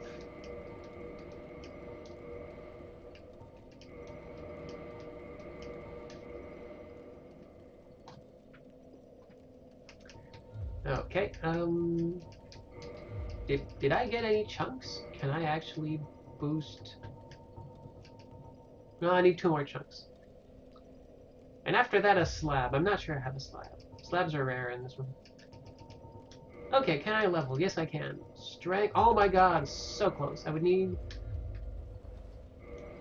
Do I actually have enough?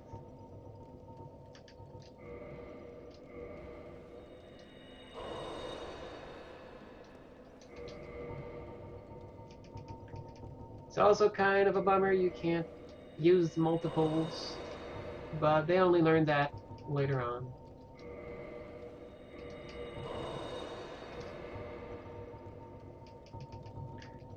A game I like to play is use another one before the counter disappears, and then it will just stack. All right, 50 strength. Why did Alex want 50 strength? Oh, that's right. I can finally. No, I'll keep it just because I need to. Yeah, I didn't want to forget about it. Why did Alex want 50 strength? Well, for a very special reason. Because Havel's Great Shield requires 50 strength.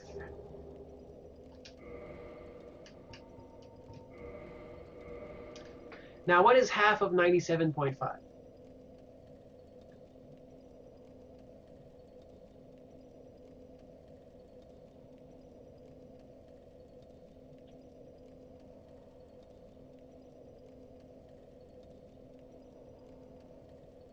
$48.7, I think. So I have a little bit of leeway for my stuff.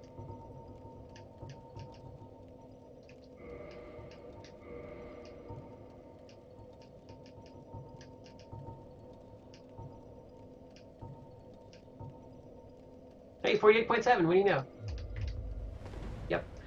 So now I have the one of the, if not the best shield in the game. Check out this chunk of rock with chains on it. It doesn't have a bash. It just like makes me super defensive and poised up. But yeah, this thing will block anything. Check out its stats. 100% physical, 90% magic, 80% fire lightning, 84 stability. It's like 84% of a hit is like soaked and only like 16% goes into stamina. This is an incredible shield. And I get to use it now, which is good. So with this shield in hand, let's go see Solaire, who is probably missing conversation a whole lot because he's been sitting here for all this time I've streamed.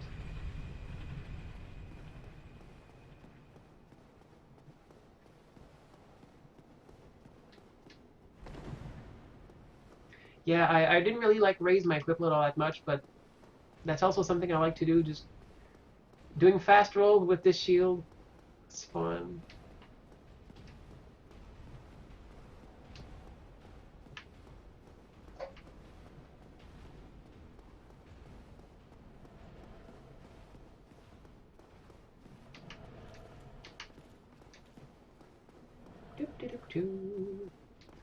In the Hall of Dragons.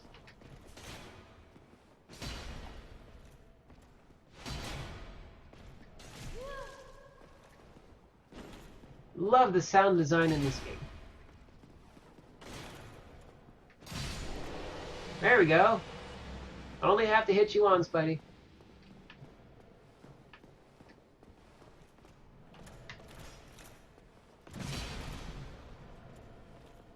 Or twice. I guess those with lances are a little bit weaker. Solaire, buddy! How have you been? It's been a while. Oh, there you are. You've been quiet these days. Smooth summoning out there. Anytime you see my brilliantly shining signature, do not hesitate to call upon me. You've left me with quite an impression. I would relish a chance to assist you. You really are fond of chatting with me, aren't you? If I didn't know better, I'd think you had feelings for me. I'm good. I'm good. Dear me, pretend you didn't hear that. I will. I'm not spoken for, but let's just leave it. Okay, so we've spoken to Solaire here, which means he is now going somewhere else. And now, unless I'm mistaken,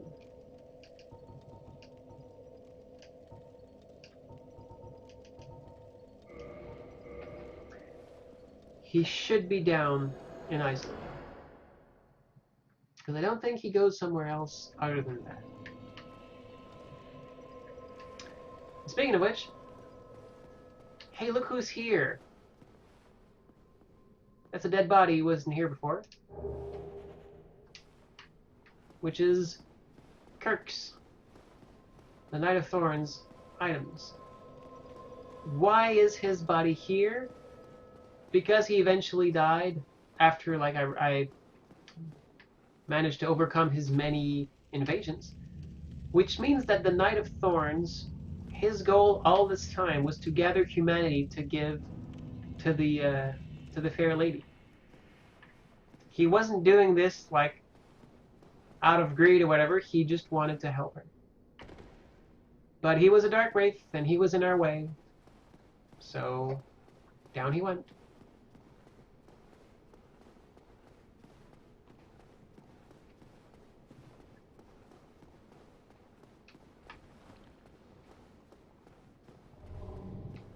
Lucatil.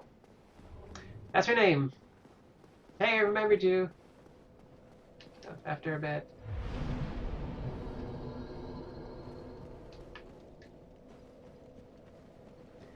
There's not really any like romance in Dark Souls, and I'm pretty fine with that. Not every game needs a romance option.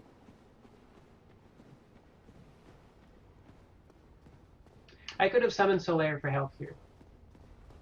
If I had talked to him so that he'd be here, but I remembered to keep the ring on because otherwise I'd just come here and die, and I go, oh, right.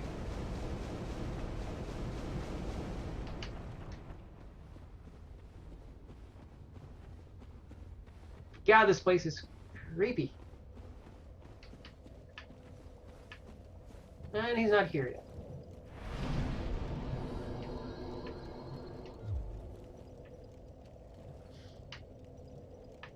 Probably forgot a step. Oh, wait.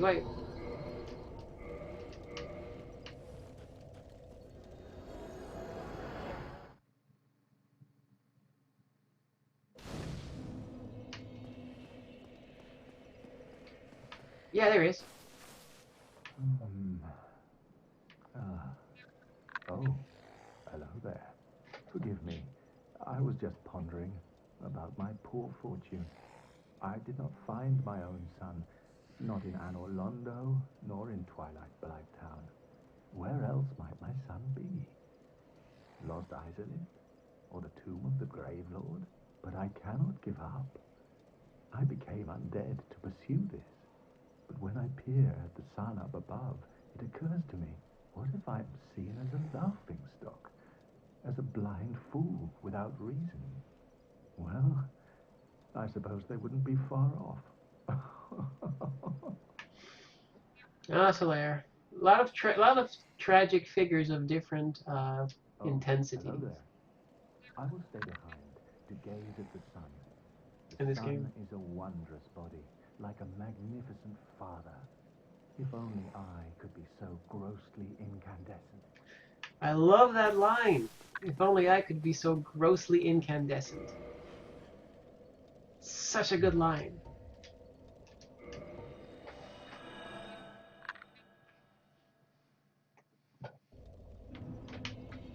Hey, buddy. Now he's here. Why? Why? After all this searching, I still cannot find it. Why? This is actually a really good spot for a screenshot. So he's bummed.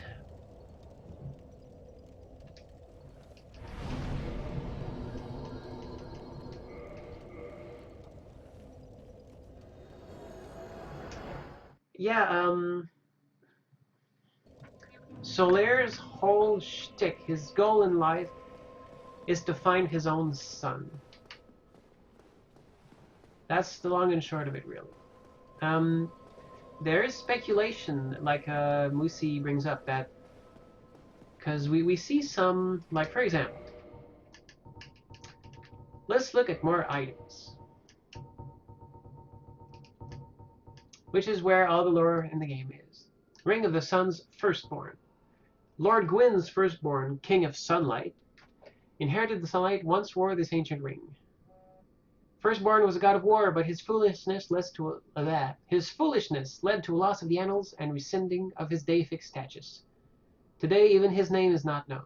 Now, people look at this and say, oh, like, Solaire is probably the long-lost king who actually became undead and then, like, wanted to reclaim his birthright in a way. And it kind of makes sense, and it's really cool. It's not how it was planned originally. Originally, Andre the Blacksmith was a more important figure, and he actually unlocked paths for you, and it turns out that he was the long-lost son of Gwyn. But now that they revised this in the game, this does open up the door for Solaire to be the lost firstborn of Gwyn. Since like the game story kind of changed in development, it's tricky. Like maybe he is, maybe he isn't. The like developers don't really have anyone specifically who has that role because the story changed. So it's nebulous, but I do like the idea that that Solaire is the sun's firstborn. I like that. I like that it fits well, and also the whole like his foolishness led to a loss of the annals. That's mistranslation. What the original meaning, as I've been told, is that his foolishness led to him being stricken from history. That's what this line means. He didn't like lose some records. He did something foolish and he was like removed from history.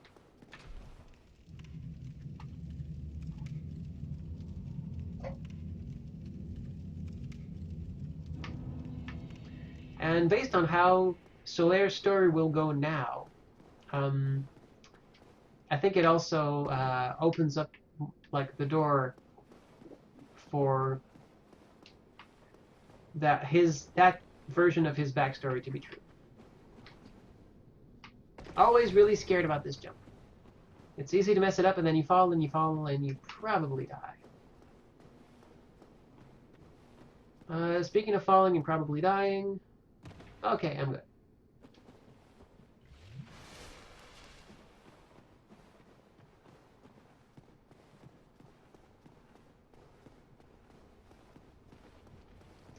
Yeah, they never actually attack. They're just a pain.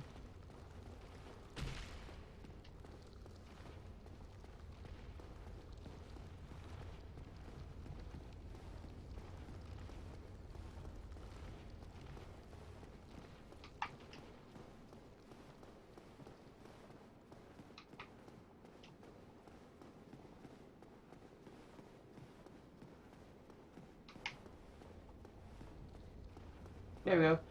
We needed to go to a specific place so he would load. So there he is. There's Solaire. Hi.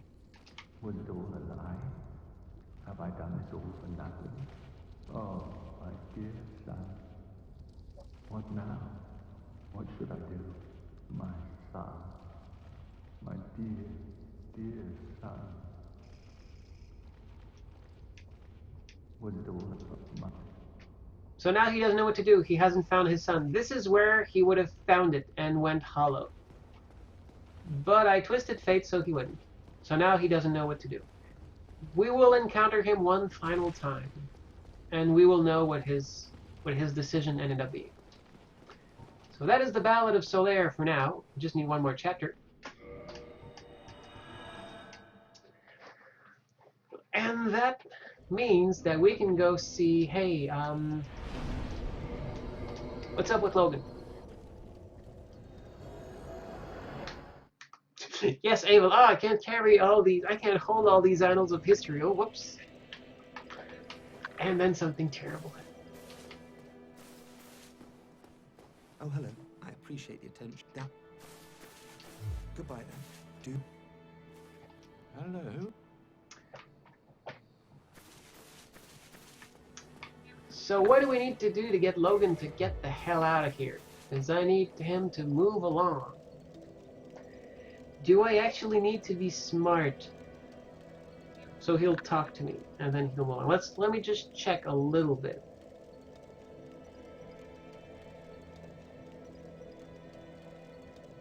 Because I'd love to capture this, his little story on stream, because it's a fun one.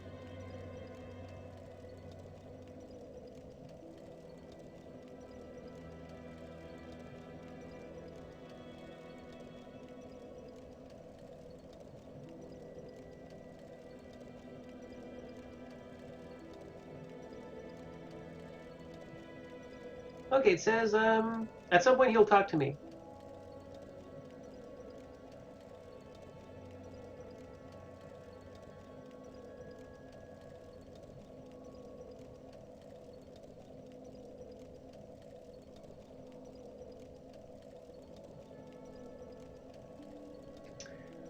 Okay, I might have messed things up because I talked to him after I put the Lord Vessel in.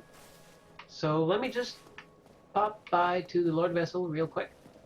I'll drop some souls in. And do I actually have any souls to drop in?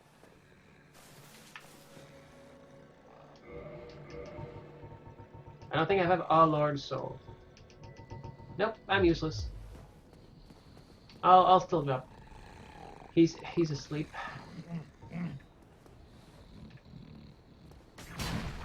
No, I'm fine. I'm fine. Well and wide awake. Do not treat me like an old withering snake. I am pleased. Is it? Very well. Then. Let's go down.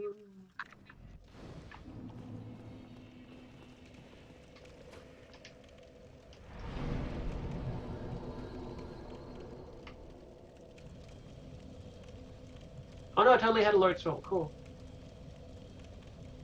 I forget who it was because my memory's terrible.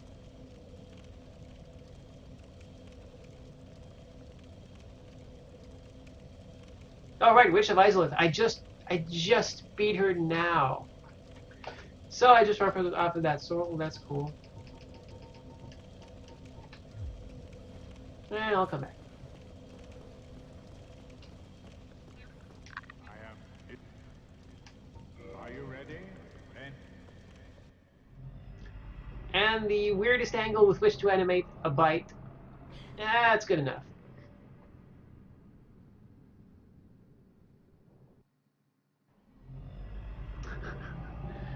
Sleepy Peter Frampton. Yeah, it's Frampton.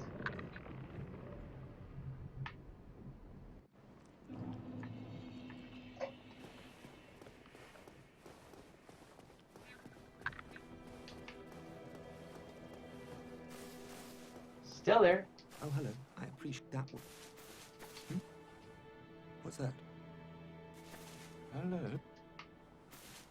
No matter. I kind of Goodbye then. I left without talking to him. So yeah, so might have broken stuff for Logan because he won't talk to me. But I still have a place left to do before I need to do the Duke. Do the Duke. So hopefully that will help and I might just in case like boost my intelligence, you know, just cuz. Is there anything that actually boosts your stats in this game? I forget.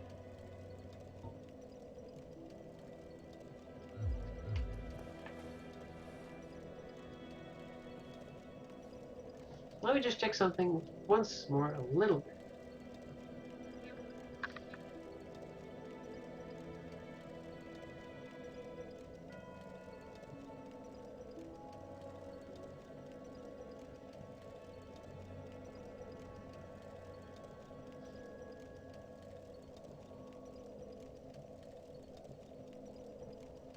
Doop doop doop doop. Just a moment. I appreciate your patience.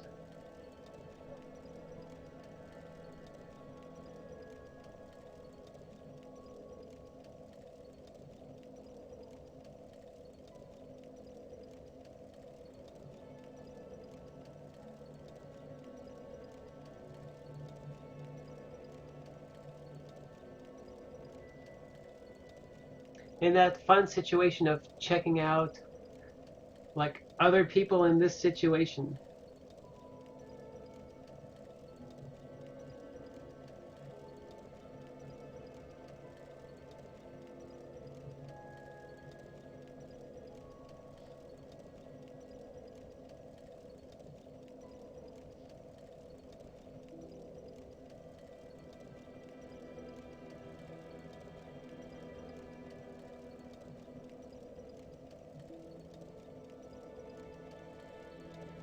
Oh.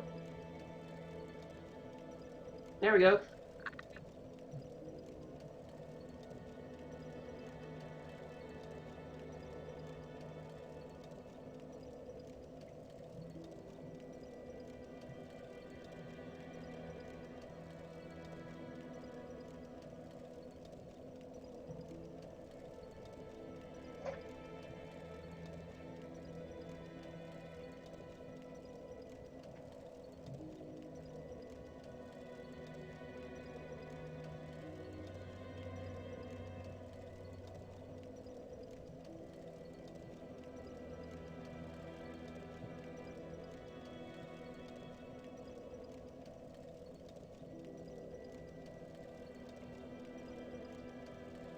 Apparently it just might be a matter of time.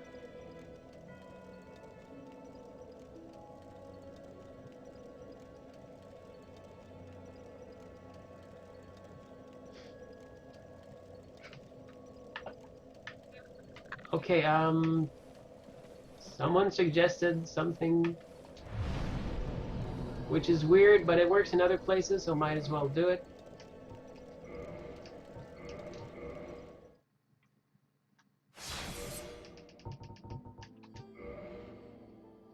Quit and load. Works for other things.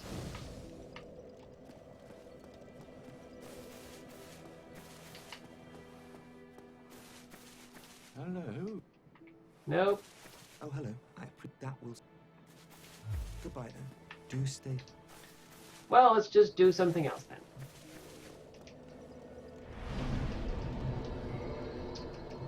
After all, we still have...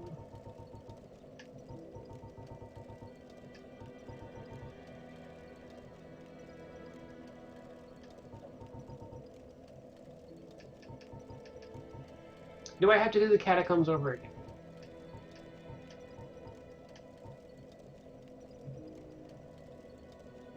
I totally have to do the catacombs over again. God damn.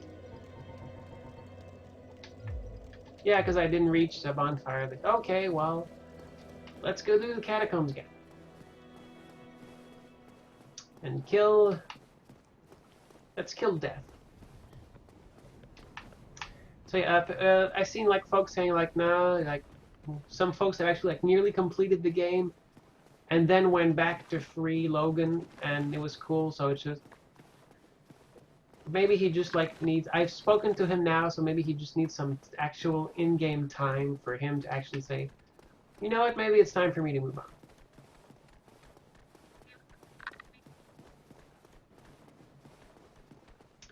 So we're gonna go back to the Tomb of Giants. I remember now that there's an actual bonfire that is warpable too. I just didn't actually reach it last time. But it's okay. I mean, it's not like once you know Dark Souls, you can pretty much book it.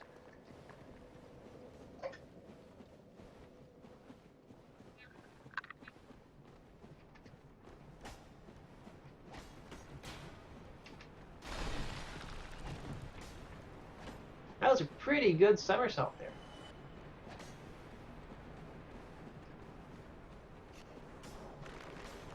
That's really awesome. Like,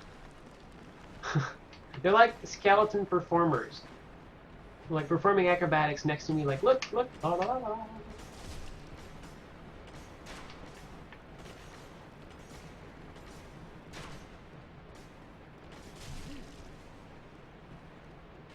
Oh, that's right. There's someone here I actually have not introduced you folks to. I will remedy that.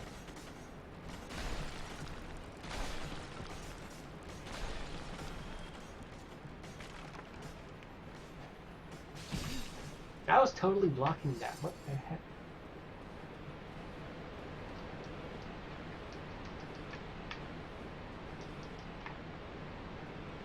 No.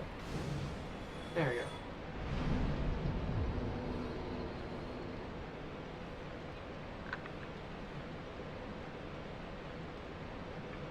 Yeah, weird voice filter guy. And the first time I met him I was like, I will relay my impression of our first meeting. So I just need to be careful because, oh, there we go. Okay. So there is a way to survive this fall.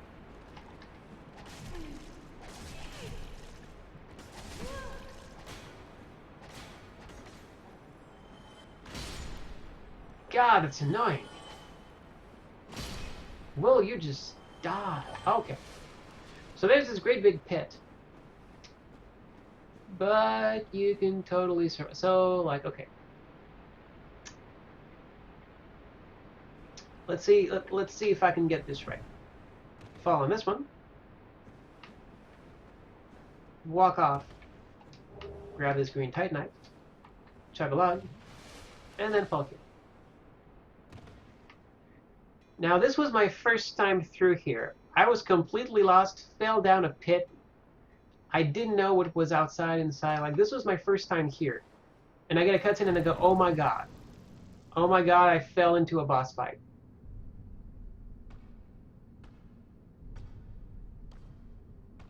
And then this giant skeleton approaches.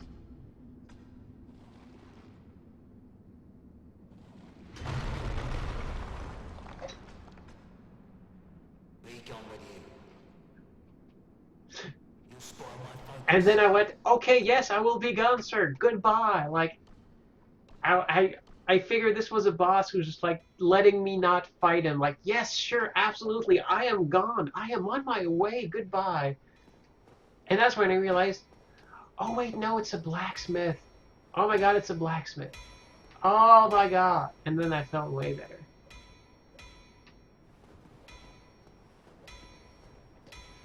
An ember from New Londo, and a fine ember it be. What do you say? Why not leave it with me? I'll give you a flame to feast your eyes upon.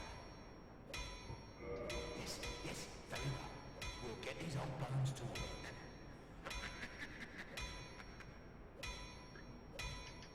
So, Vamos can turn stuff into +5 weapons or better into fire weapons. And now that I've given him the large ember, he can like actually build up to +10 fire weapons. And if I give him another ember I can find, he can build chaos weapons. Chaos weapons are I forget what they do, but they scale differently. I think like they do more fire damage than regular damage. It's a rich tapestry.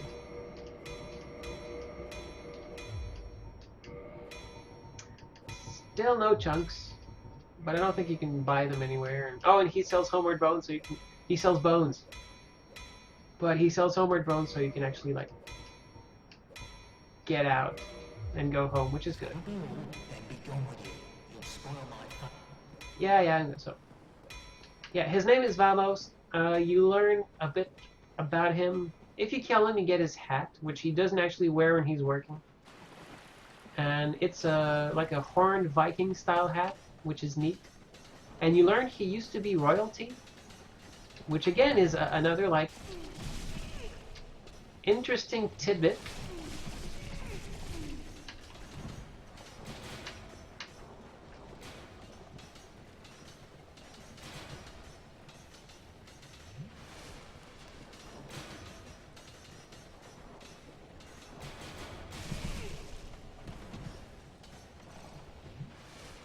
They won't actually follow me past here, so I'm good. Whee!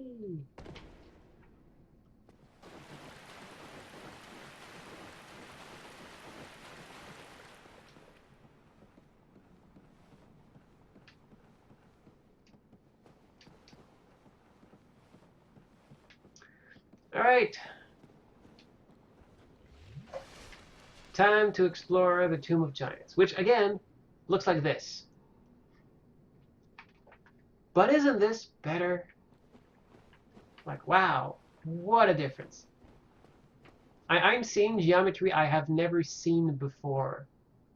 And it is amazing. Like, oh my god, there's actually like there's something down there you can go in. This is so cool.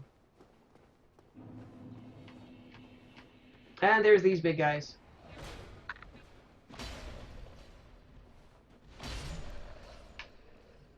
but they can go down, and that's all I need.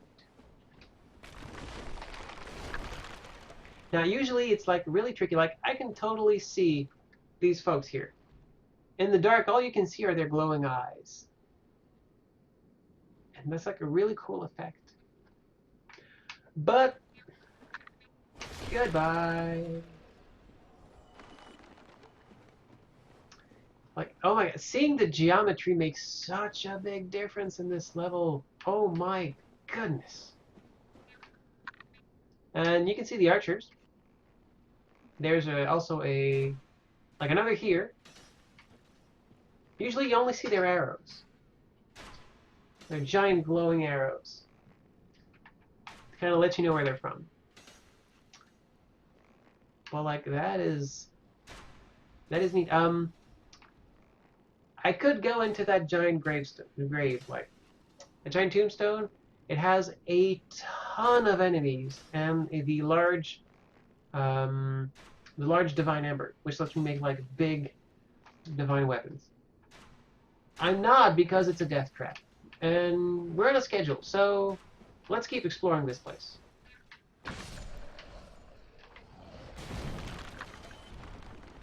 That could have ended badly for me. However, I have Havel's shield. And you just do not get by Havel's shield. And now I go wee. And there's a person there. But I'm not interested in that person. Again, incredibly terrified by this great white expanse. There it is. That is the bonfire that you can work from. Incidentally, Firling Shrine, Sunlit Altar, Anor Londo, Chamber of the Princess, Dark Moon Tomb, and these three are in Anor Londo, Daughter of Chaos near the Flames, Stone Dragon in Ash Lake, Sanctuary Garden. That's actually in... All of this is actually in the DLC, but check this out. Normally, these seven bonfires are the only ones you could warp to. That is it. Nothing more. But eventually they patched it so that they added Death's Undead Parish, Painted World. They added a bunch in the actual game, and the DLC nearly all of the bonfires you can warp to. So they broke their design rule, which was only a bonfire with a firekeeper can be warped to. And they added more just for accessibility's purpose, which I appreciate. I mean, it's... As a designer, I can understand that, like, oh, we're like breaking a rule of the in-game world, and I said, but yeah. But hey, accessibility, making make the game a little bit more like less of a pain for players, I can respect that too. So we will be here a while.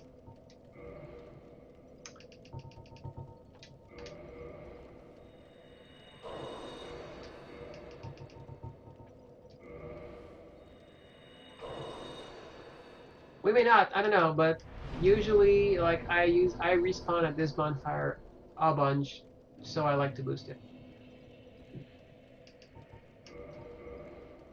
This is unnecessary. I could just, since it's a warpable bonfire, I could warp to a 20 Estus bonfire and warp back. But that's a hassle, and I don't really want to subject the stream to this.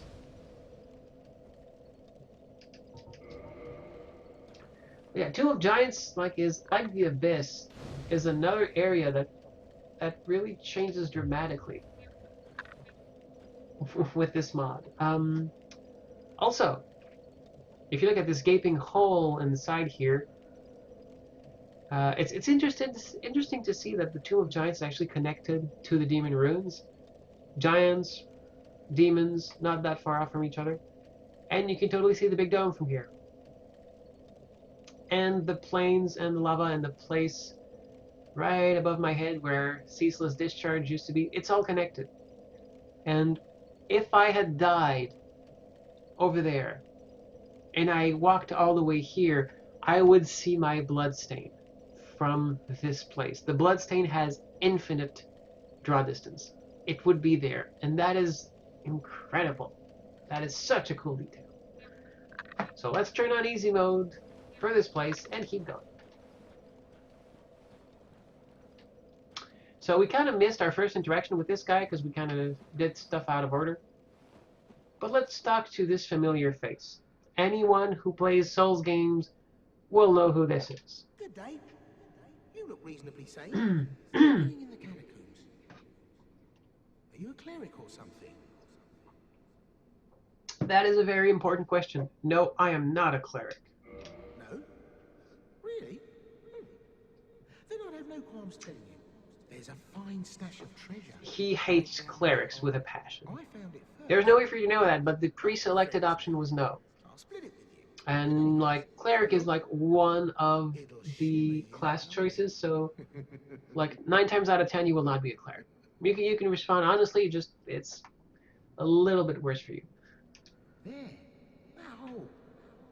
Take a closer look. So this is what Patches does in every single game. Says, hey, go look in that place. You should really go look in that hole. You see some like bodies on the ground with some items. All right, and then he just kicks you off.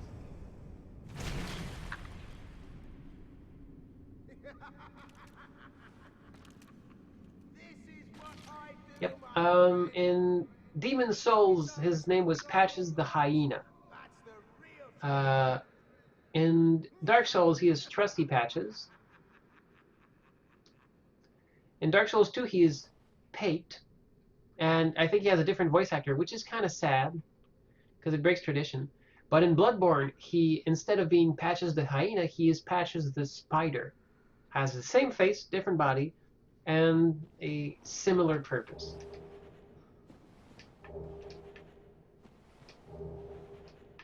If you hadn't found it before, this is where you get the Skull Lantern. So you can actually light your way. So you like poke around in the dark, you get tossed into a hole. Now you're super lost, but then you find the lantern. And now you can start climbing your way back up. So that is a very cool design choice. Yeah, he is a jerk. But check now normally I would see nothing. But now I can totally see. I can see there's a person there on the left. I can see there's a couple of folks there. I can see all sorts of things. Let's talk to this lady. You're no hollow, are you? I'm not. Thank goodness. Please be careful. There are 2 fierce hollows not far from here. They were once brave knights, my former escorts. Who would let such strong spirits be hollowed so? Heavens, is there nothing at all to be done? So she is Rhea. We met her briefly, and the other 2 people back there are her escorts, and they met with Petrus back up at Firelink Shrine. And he mysteriously went back without them. Wonder why. And grabbing this chunk spawns a bunch of enemies. Normally we would be worried.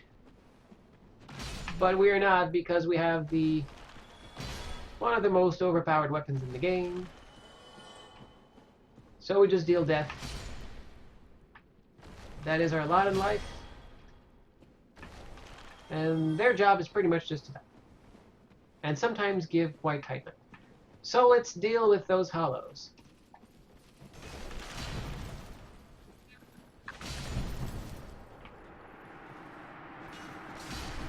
Boom!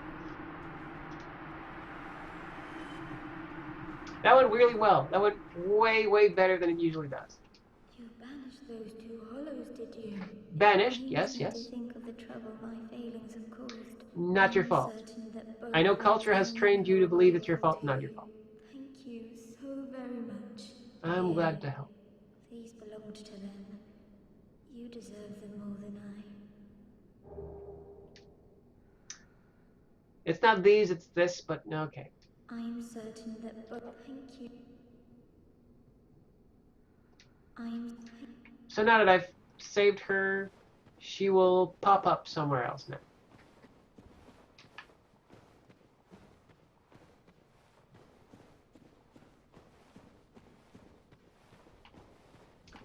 And it's actually this area is so different now that I can actually see what's coming up. And again, knowledge.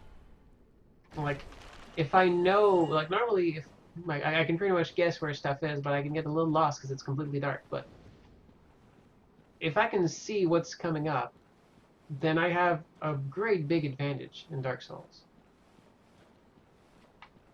Also, here we go. Hidden wall. I totally could have entered from this side, but how could I know, really?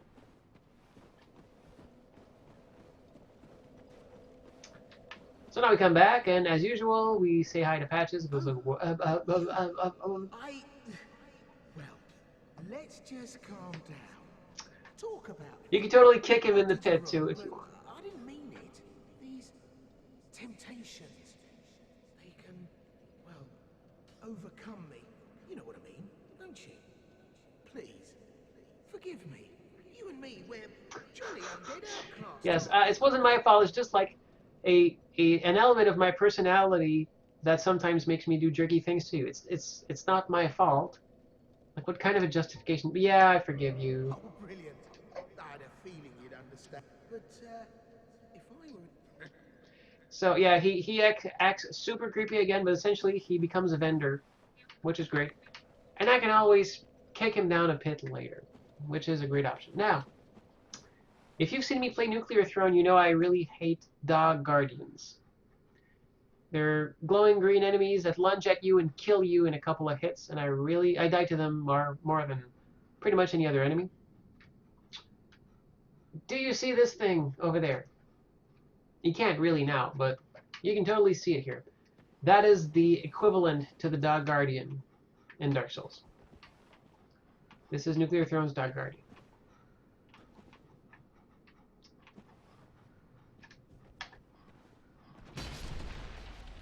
Thankfully, they go down in one hit. If they don't, they will lunge at you and do like 2 or 3 rapid-fire attacks and kill you instantly. Yeah! Alright. So, check this out. You can actually see the layout of this place. That is really important. You can see the archer, you can see the other bone dogs. That is valuable. It's not information you normally see.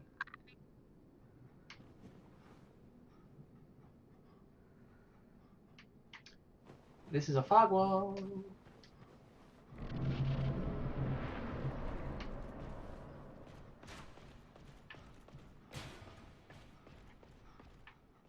And if you listen, you can hear there's a dark knight coming up. Wants my money.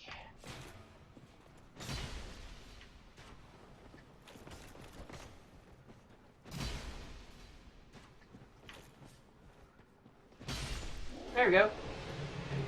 I really love this weapon. Like the Zweihander, one of the first weapons you can get. Incredibly powerful with the correct build. Correct build being, hey, you just put a bunch of points into strength. So I think I can make it to that skeleton without alerting this guy. Okay. And now just kick some stuff. There is no way for you to know there's something down there, is there? Nope. You have to take a leap of faith. Whee! And why would you go there, really? Well, for a very specific reason. There's an item here. It is one of the most useful well, it's a really important item. And that's why you have a giant ring of death come up immediately when you get it. This is the ring that gives you more souls. Understandably, very, very useful.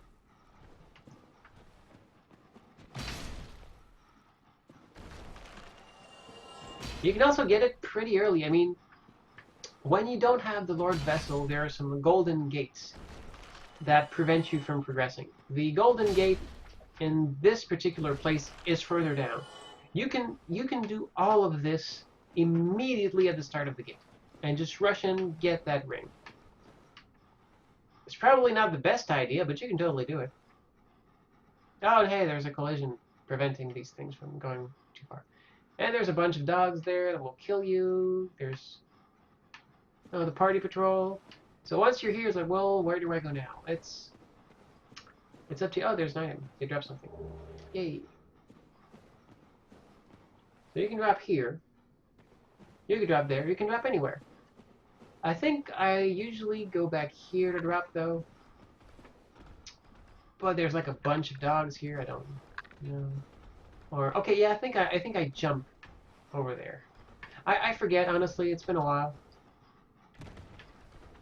Yep. And I think there's something back here. Oh yeah, there's another bonfire. A very useful bonfire.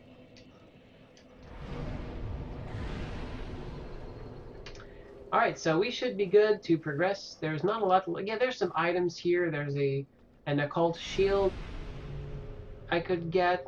Stuff like that. Nothing altogether that critical. But I can just go here, duck under, grab this thing. See a dog fall in the pit. There's 3 of them here.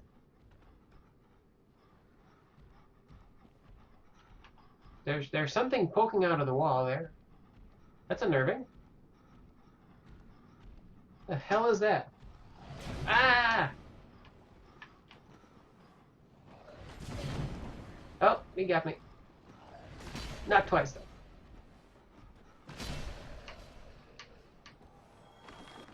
That's... Oh, okay. That is a pillar of bones under the ground.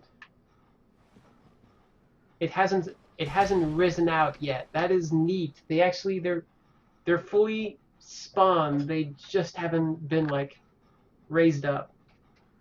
Interesting. So these 3 will not actually bother you if you just hug the wall. She says, hoping that will be true. There we go. Now we just go down here. And we're home free. And here is where you start going back out. You emerge, and then you see, oh my god, you see Ash Lake. Or technically, you see a cloud layer. Ash Lake is below. We're above the clouds in Ash Lake. And here you can see the mesh of trees holding up the world. Isn't this game world neat? That is really, really cool. So here we have a lizard who we'll just let him go. This is where the gate would be. And now Paladin Leroy appears, but as a red phantom. We have to be careful. We need to kill him here. Leroy is very similar to Garl Vinland in Demon Souls. Has a very similar weapon, very similar build and equipment. And both have this great big hammer that can like almost kill you in a hit depending on your build. However, in both games, you can, depending on where you encounter them, there is a place nearby where you can fight them under a slightly low ceiling, which means when they do their overhead swing, ting, the hammer hits the ceiling and they don't connect.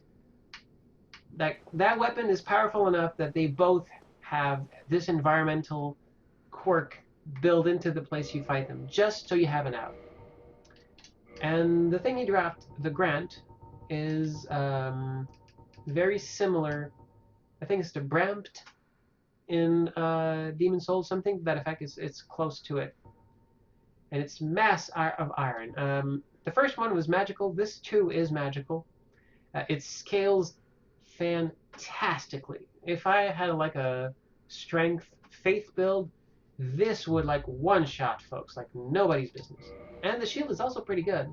The shield, the Sanctus, is Like, it's not 100% shield. It's pretty good against fire. It's decent. It's okay. But it provides hit point recovery very, very slowly. But it's the only thing. I think it's the only thing in the game that gives passive hit point regeneration. So that's pretty awesome. So this place is cool, right? You can sort of see, like, the color scheme of this area is really, really neat. And there's a bunch of, like, items ahead that we could be looking at, that we could be getting. I am not interested in any of these. They don't offer anything in particular for the stream, so I will just be moseying on through. Not forgetting about the one that spawns behind me. You kind of forget about it, and then, oh. And you have, like, this annoying jerk.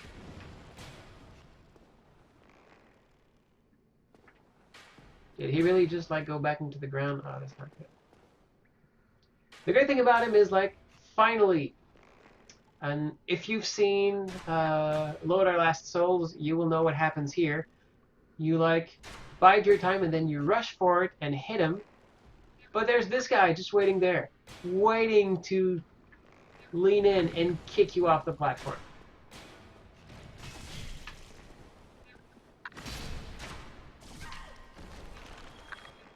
And meanwhile, I have a hit point.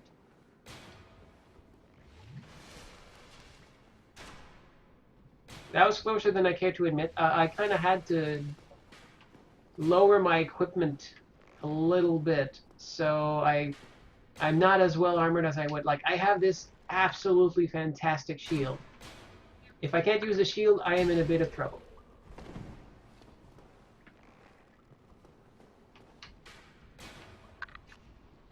Hey, jerkwad, can you...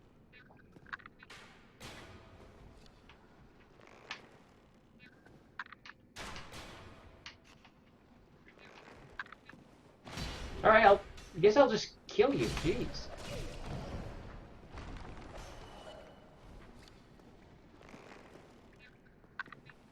At least he has something for when you're close to him. He will actually just kick you. Which I can respect. Oh, this place. All skeletons and prayers. And they just, like, crumble. This is the... Oh, by the way, there's a bunch of pinwheel clones here who just, like, throw magic at you. Surprise. This place is the analog of the Valley of Defilement in Demon Souls. Valley of Defilement in Demon Souls is like, it's a swamp that's like raining all the time, completely poisonous. It's terrible. But this place is actually the analog to the boss fight. Again, with Garl Vinland and his protege, Maiden Estrella. And in that area where you fight them, and it's interesting because it's right after you fight Paladin Leroy. They really, like, made them very close by intentionally. And in Demon Souls, you, like, fight them in the ledges like here, and if you go down, there is a very, very poisonous swamp. And there are, like, literally, like, what I think what most people, like, determine to be fetuses, bloody fetuses, who just, like, swim around in swarms in that poisonous water, in that toxic water, and who just, like, swarm at you and hit you, and, like, they're incredibly dangerous. And it's kind of like Valley of Defilement being, like, the place where the rejected go. They kind of, oh, like, is this like a whole commentary on abortion or stuff, or does, like, regardless of, like, what it actually is, it's a pretty sickening place in Demon Souls. It's not a fun place to be in. And here is the non-sickening version, kinda. You will see very shortly why these two areas are related. You have these mages who, like, blasting me with spells I cannot see. However, I have Howl's shield, so I say goodbye. So long as I'm blocking, you will not really do much to me. Just need to actually...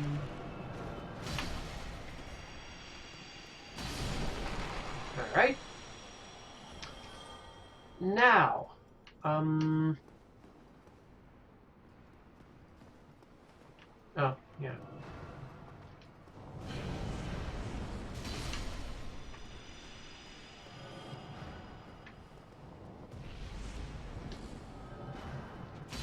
Here, there's water here. It's not poisonous. However, as soon as you touch it, baby skeletons walk out and start following you. And they're not that dangerous by themselves, but they swarm, and I believe they do like toxic damage. They will like poison you. Or like they do some really bad stuff to you. You do not want to like be in contact with them for very long. So it's kind of like it's the skeleton version of that place in Demon Souls. And I think it's neat. Like they really like to call back to Demon Souls with Dark Souls. I think maybe because they couldn't make another Demon Souls because they had like it was I think a company, a publisher thing. They didn't have the rights, so they made like as spiritual a successor as they could. All right. And now we will go in the only place in the game where they actually require you to take, well, not the only place, but interesting that, like the boss fight before, you had to fall down into the area and that caused you damage. This one too, you fall down into the area and that damages you. So let's kill Death. That is the Grave Lord Nito. He is more, whoa, yeah, that's right, when I do this in cutscenes, everything goes really weird. Ah!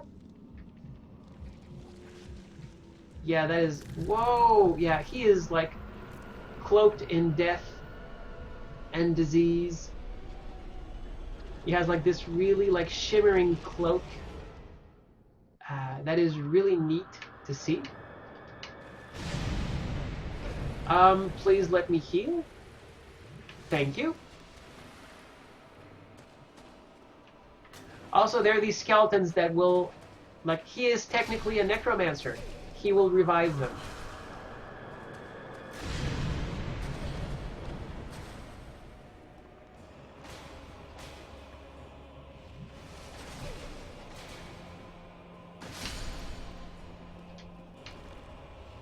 So yeah, check this out. All cloaked in death, but he looks really silly when you take that away, doesn't he?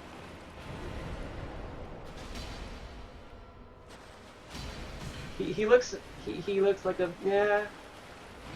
I cannot go too far off because I will aggro some enemies I really do not want to aggro.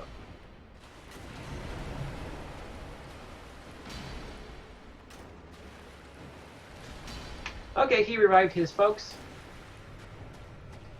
And he's charging up a big thing. Alright, now this is better. Oh. Okay, managed to dodge that. You can actually get that attack from him if you join his covenant.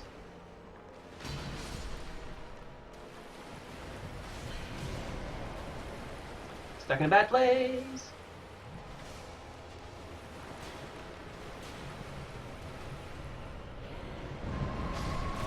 Thankfully, he also kills his skeletons when he does this.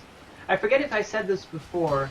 I'm just a little bit concerned by this boss fight because I really need to kill him quickly.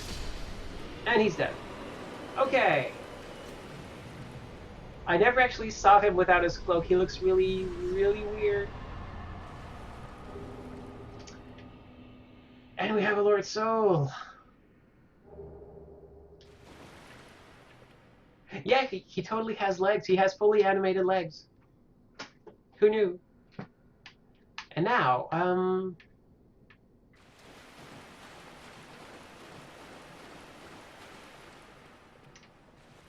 now...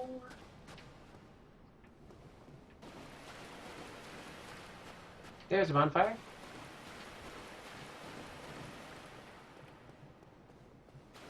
Oh, I may need to quit and reload for this. Hold on.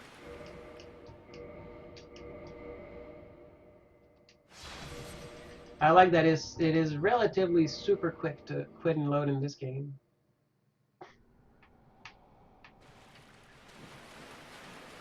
There he is.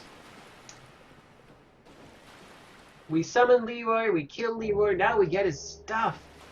Dark Souls, where I get your stuff.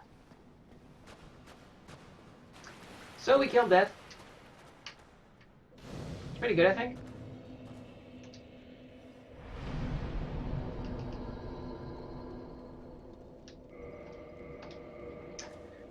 Let's go back to Firelink and see if that did the trick. And that will be it for tonight.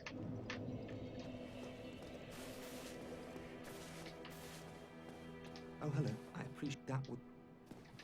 Goodbye then. Do. Hello. No, still not. Hello. Hello. Ah, forget this. I will actually just like boost my intelligence because I just want to get to the bottom of this. I had enough strength anyway, so.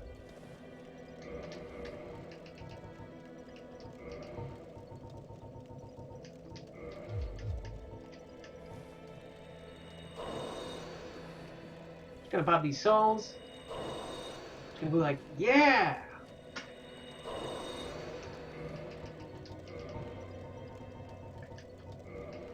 Okay, I've never actually spent these in the game, so I have a bunch. Okay, I need to be 35, 45. Oh, okay, I'm good.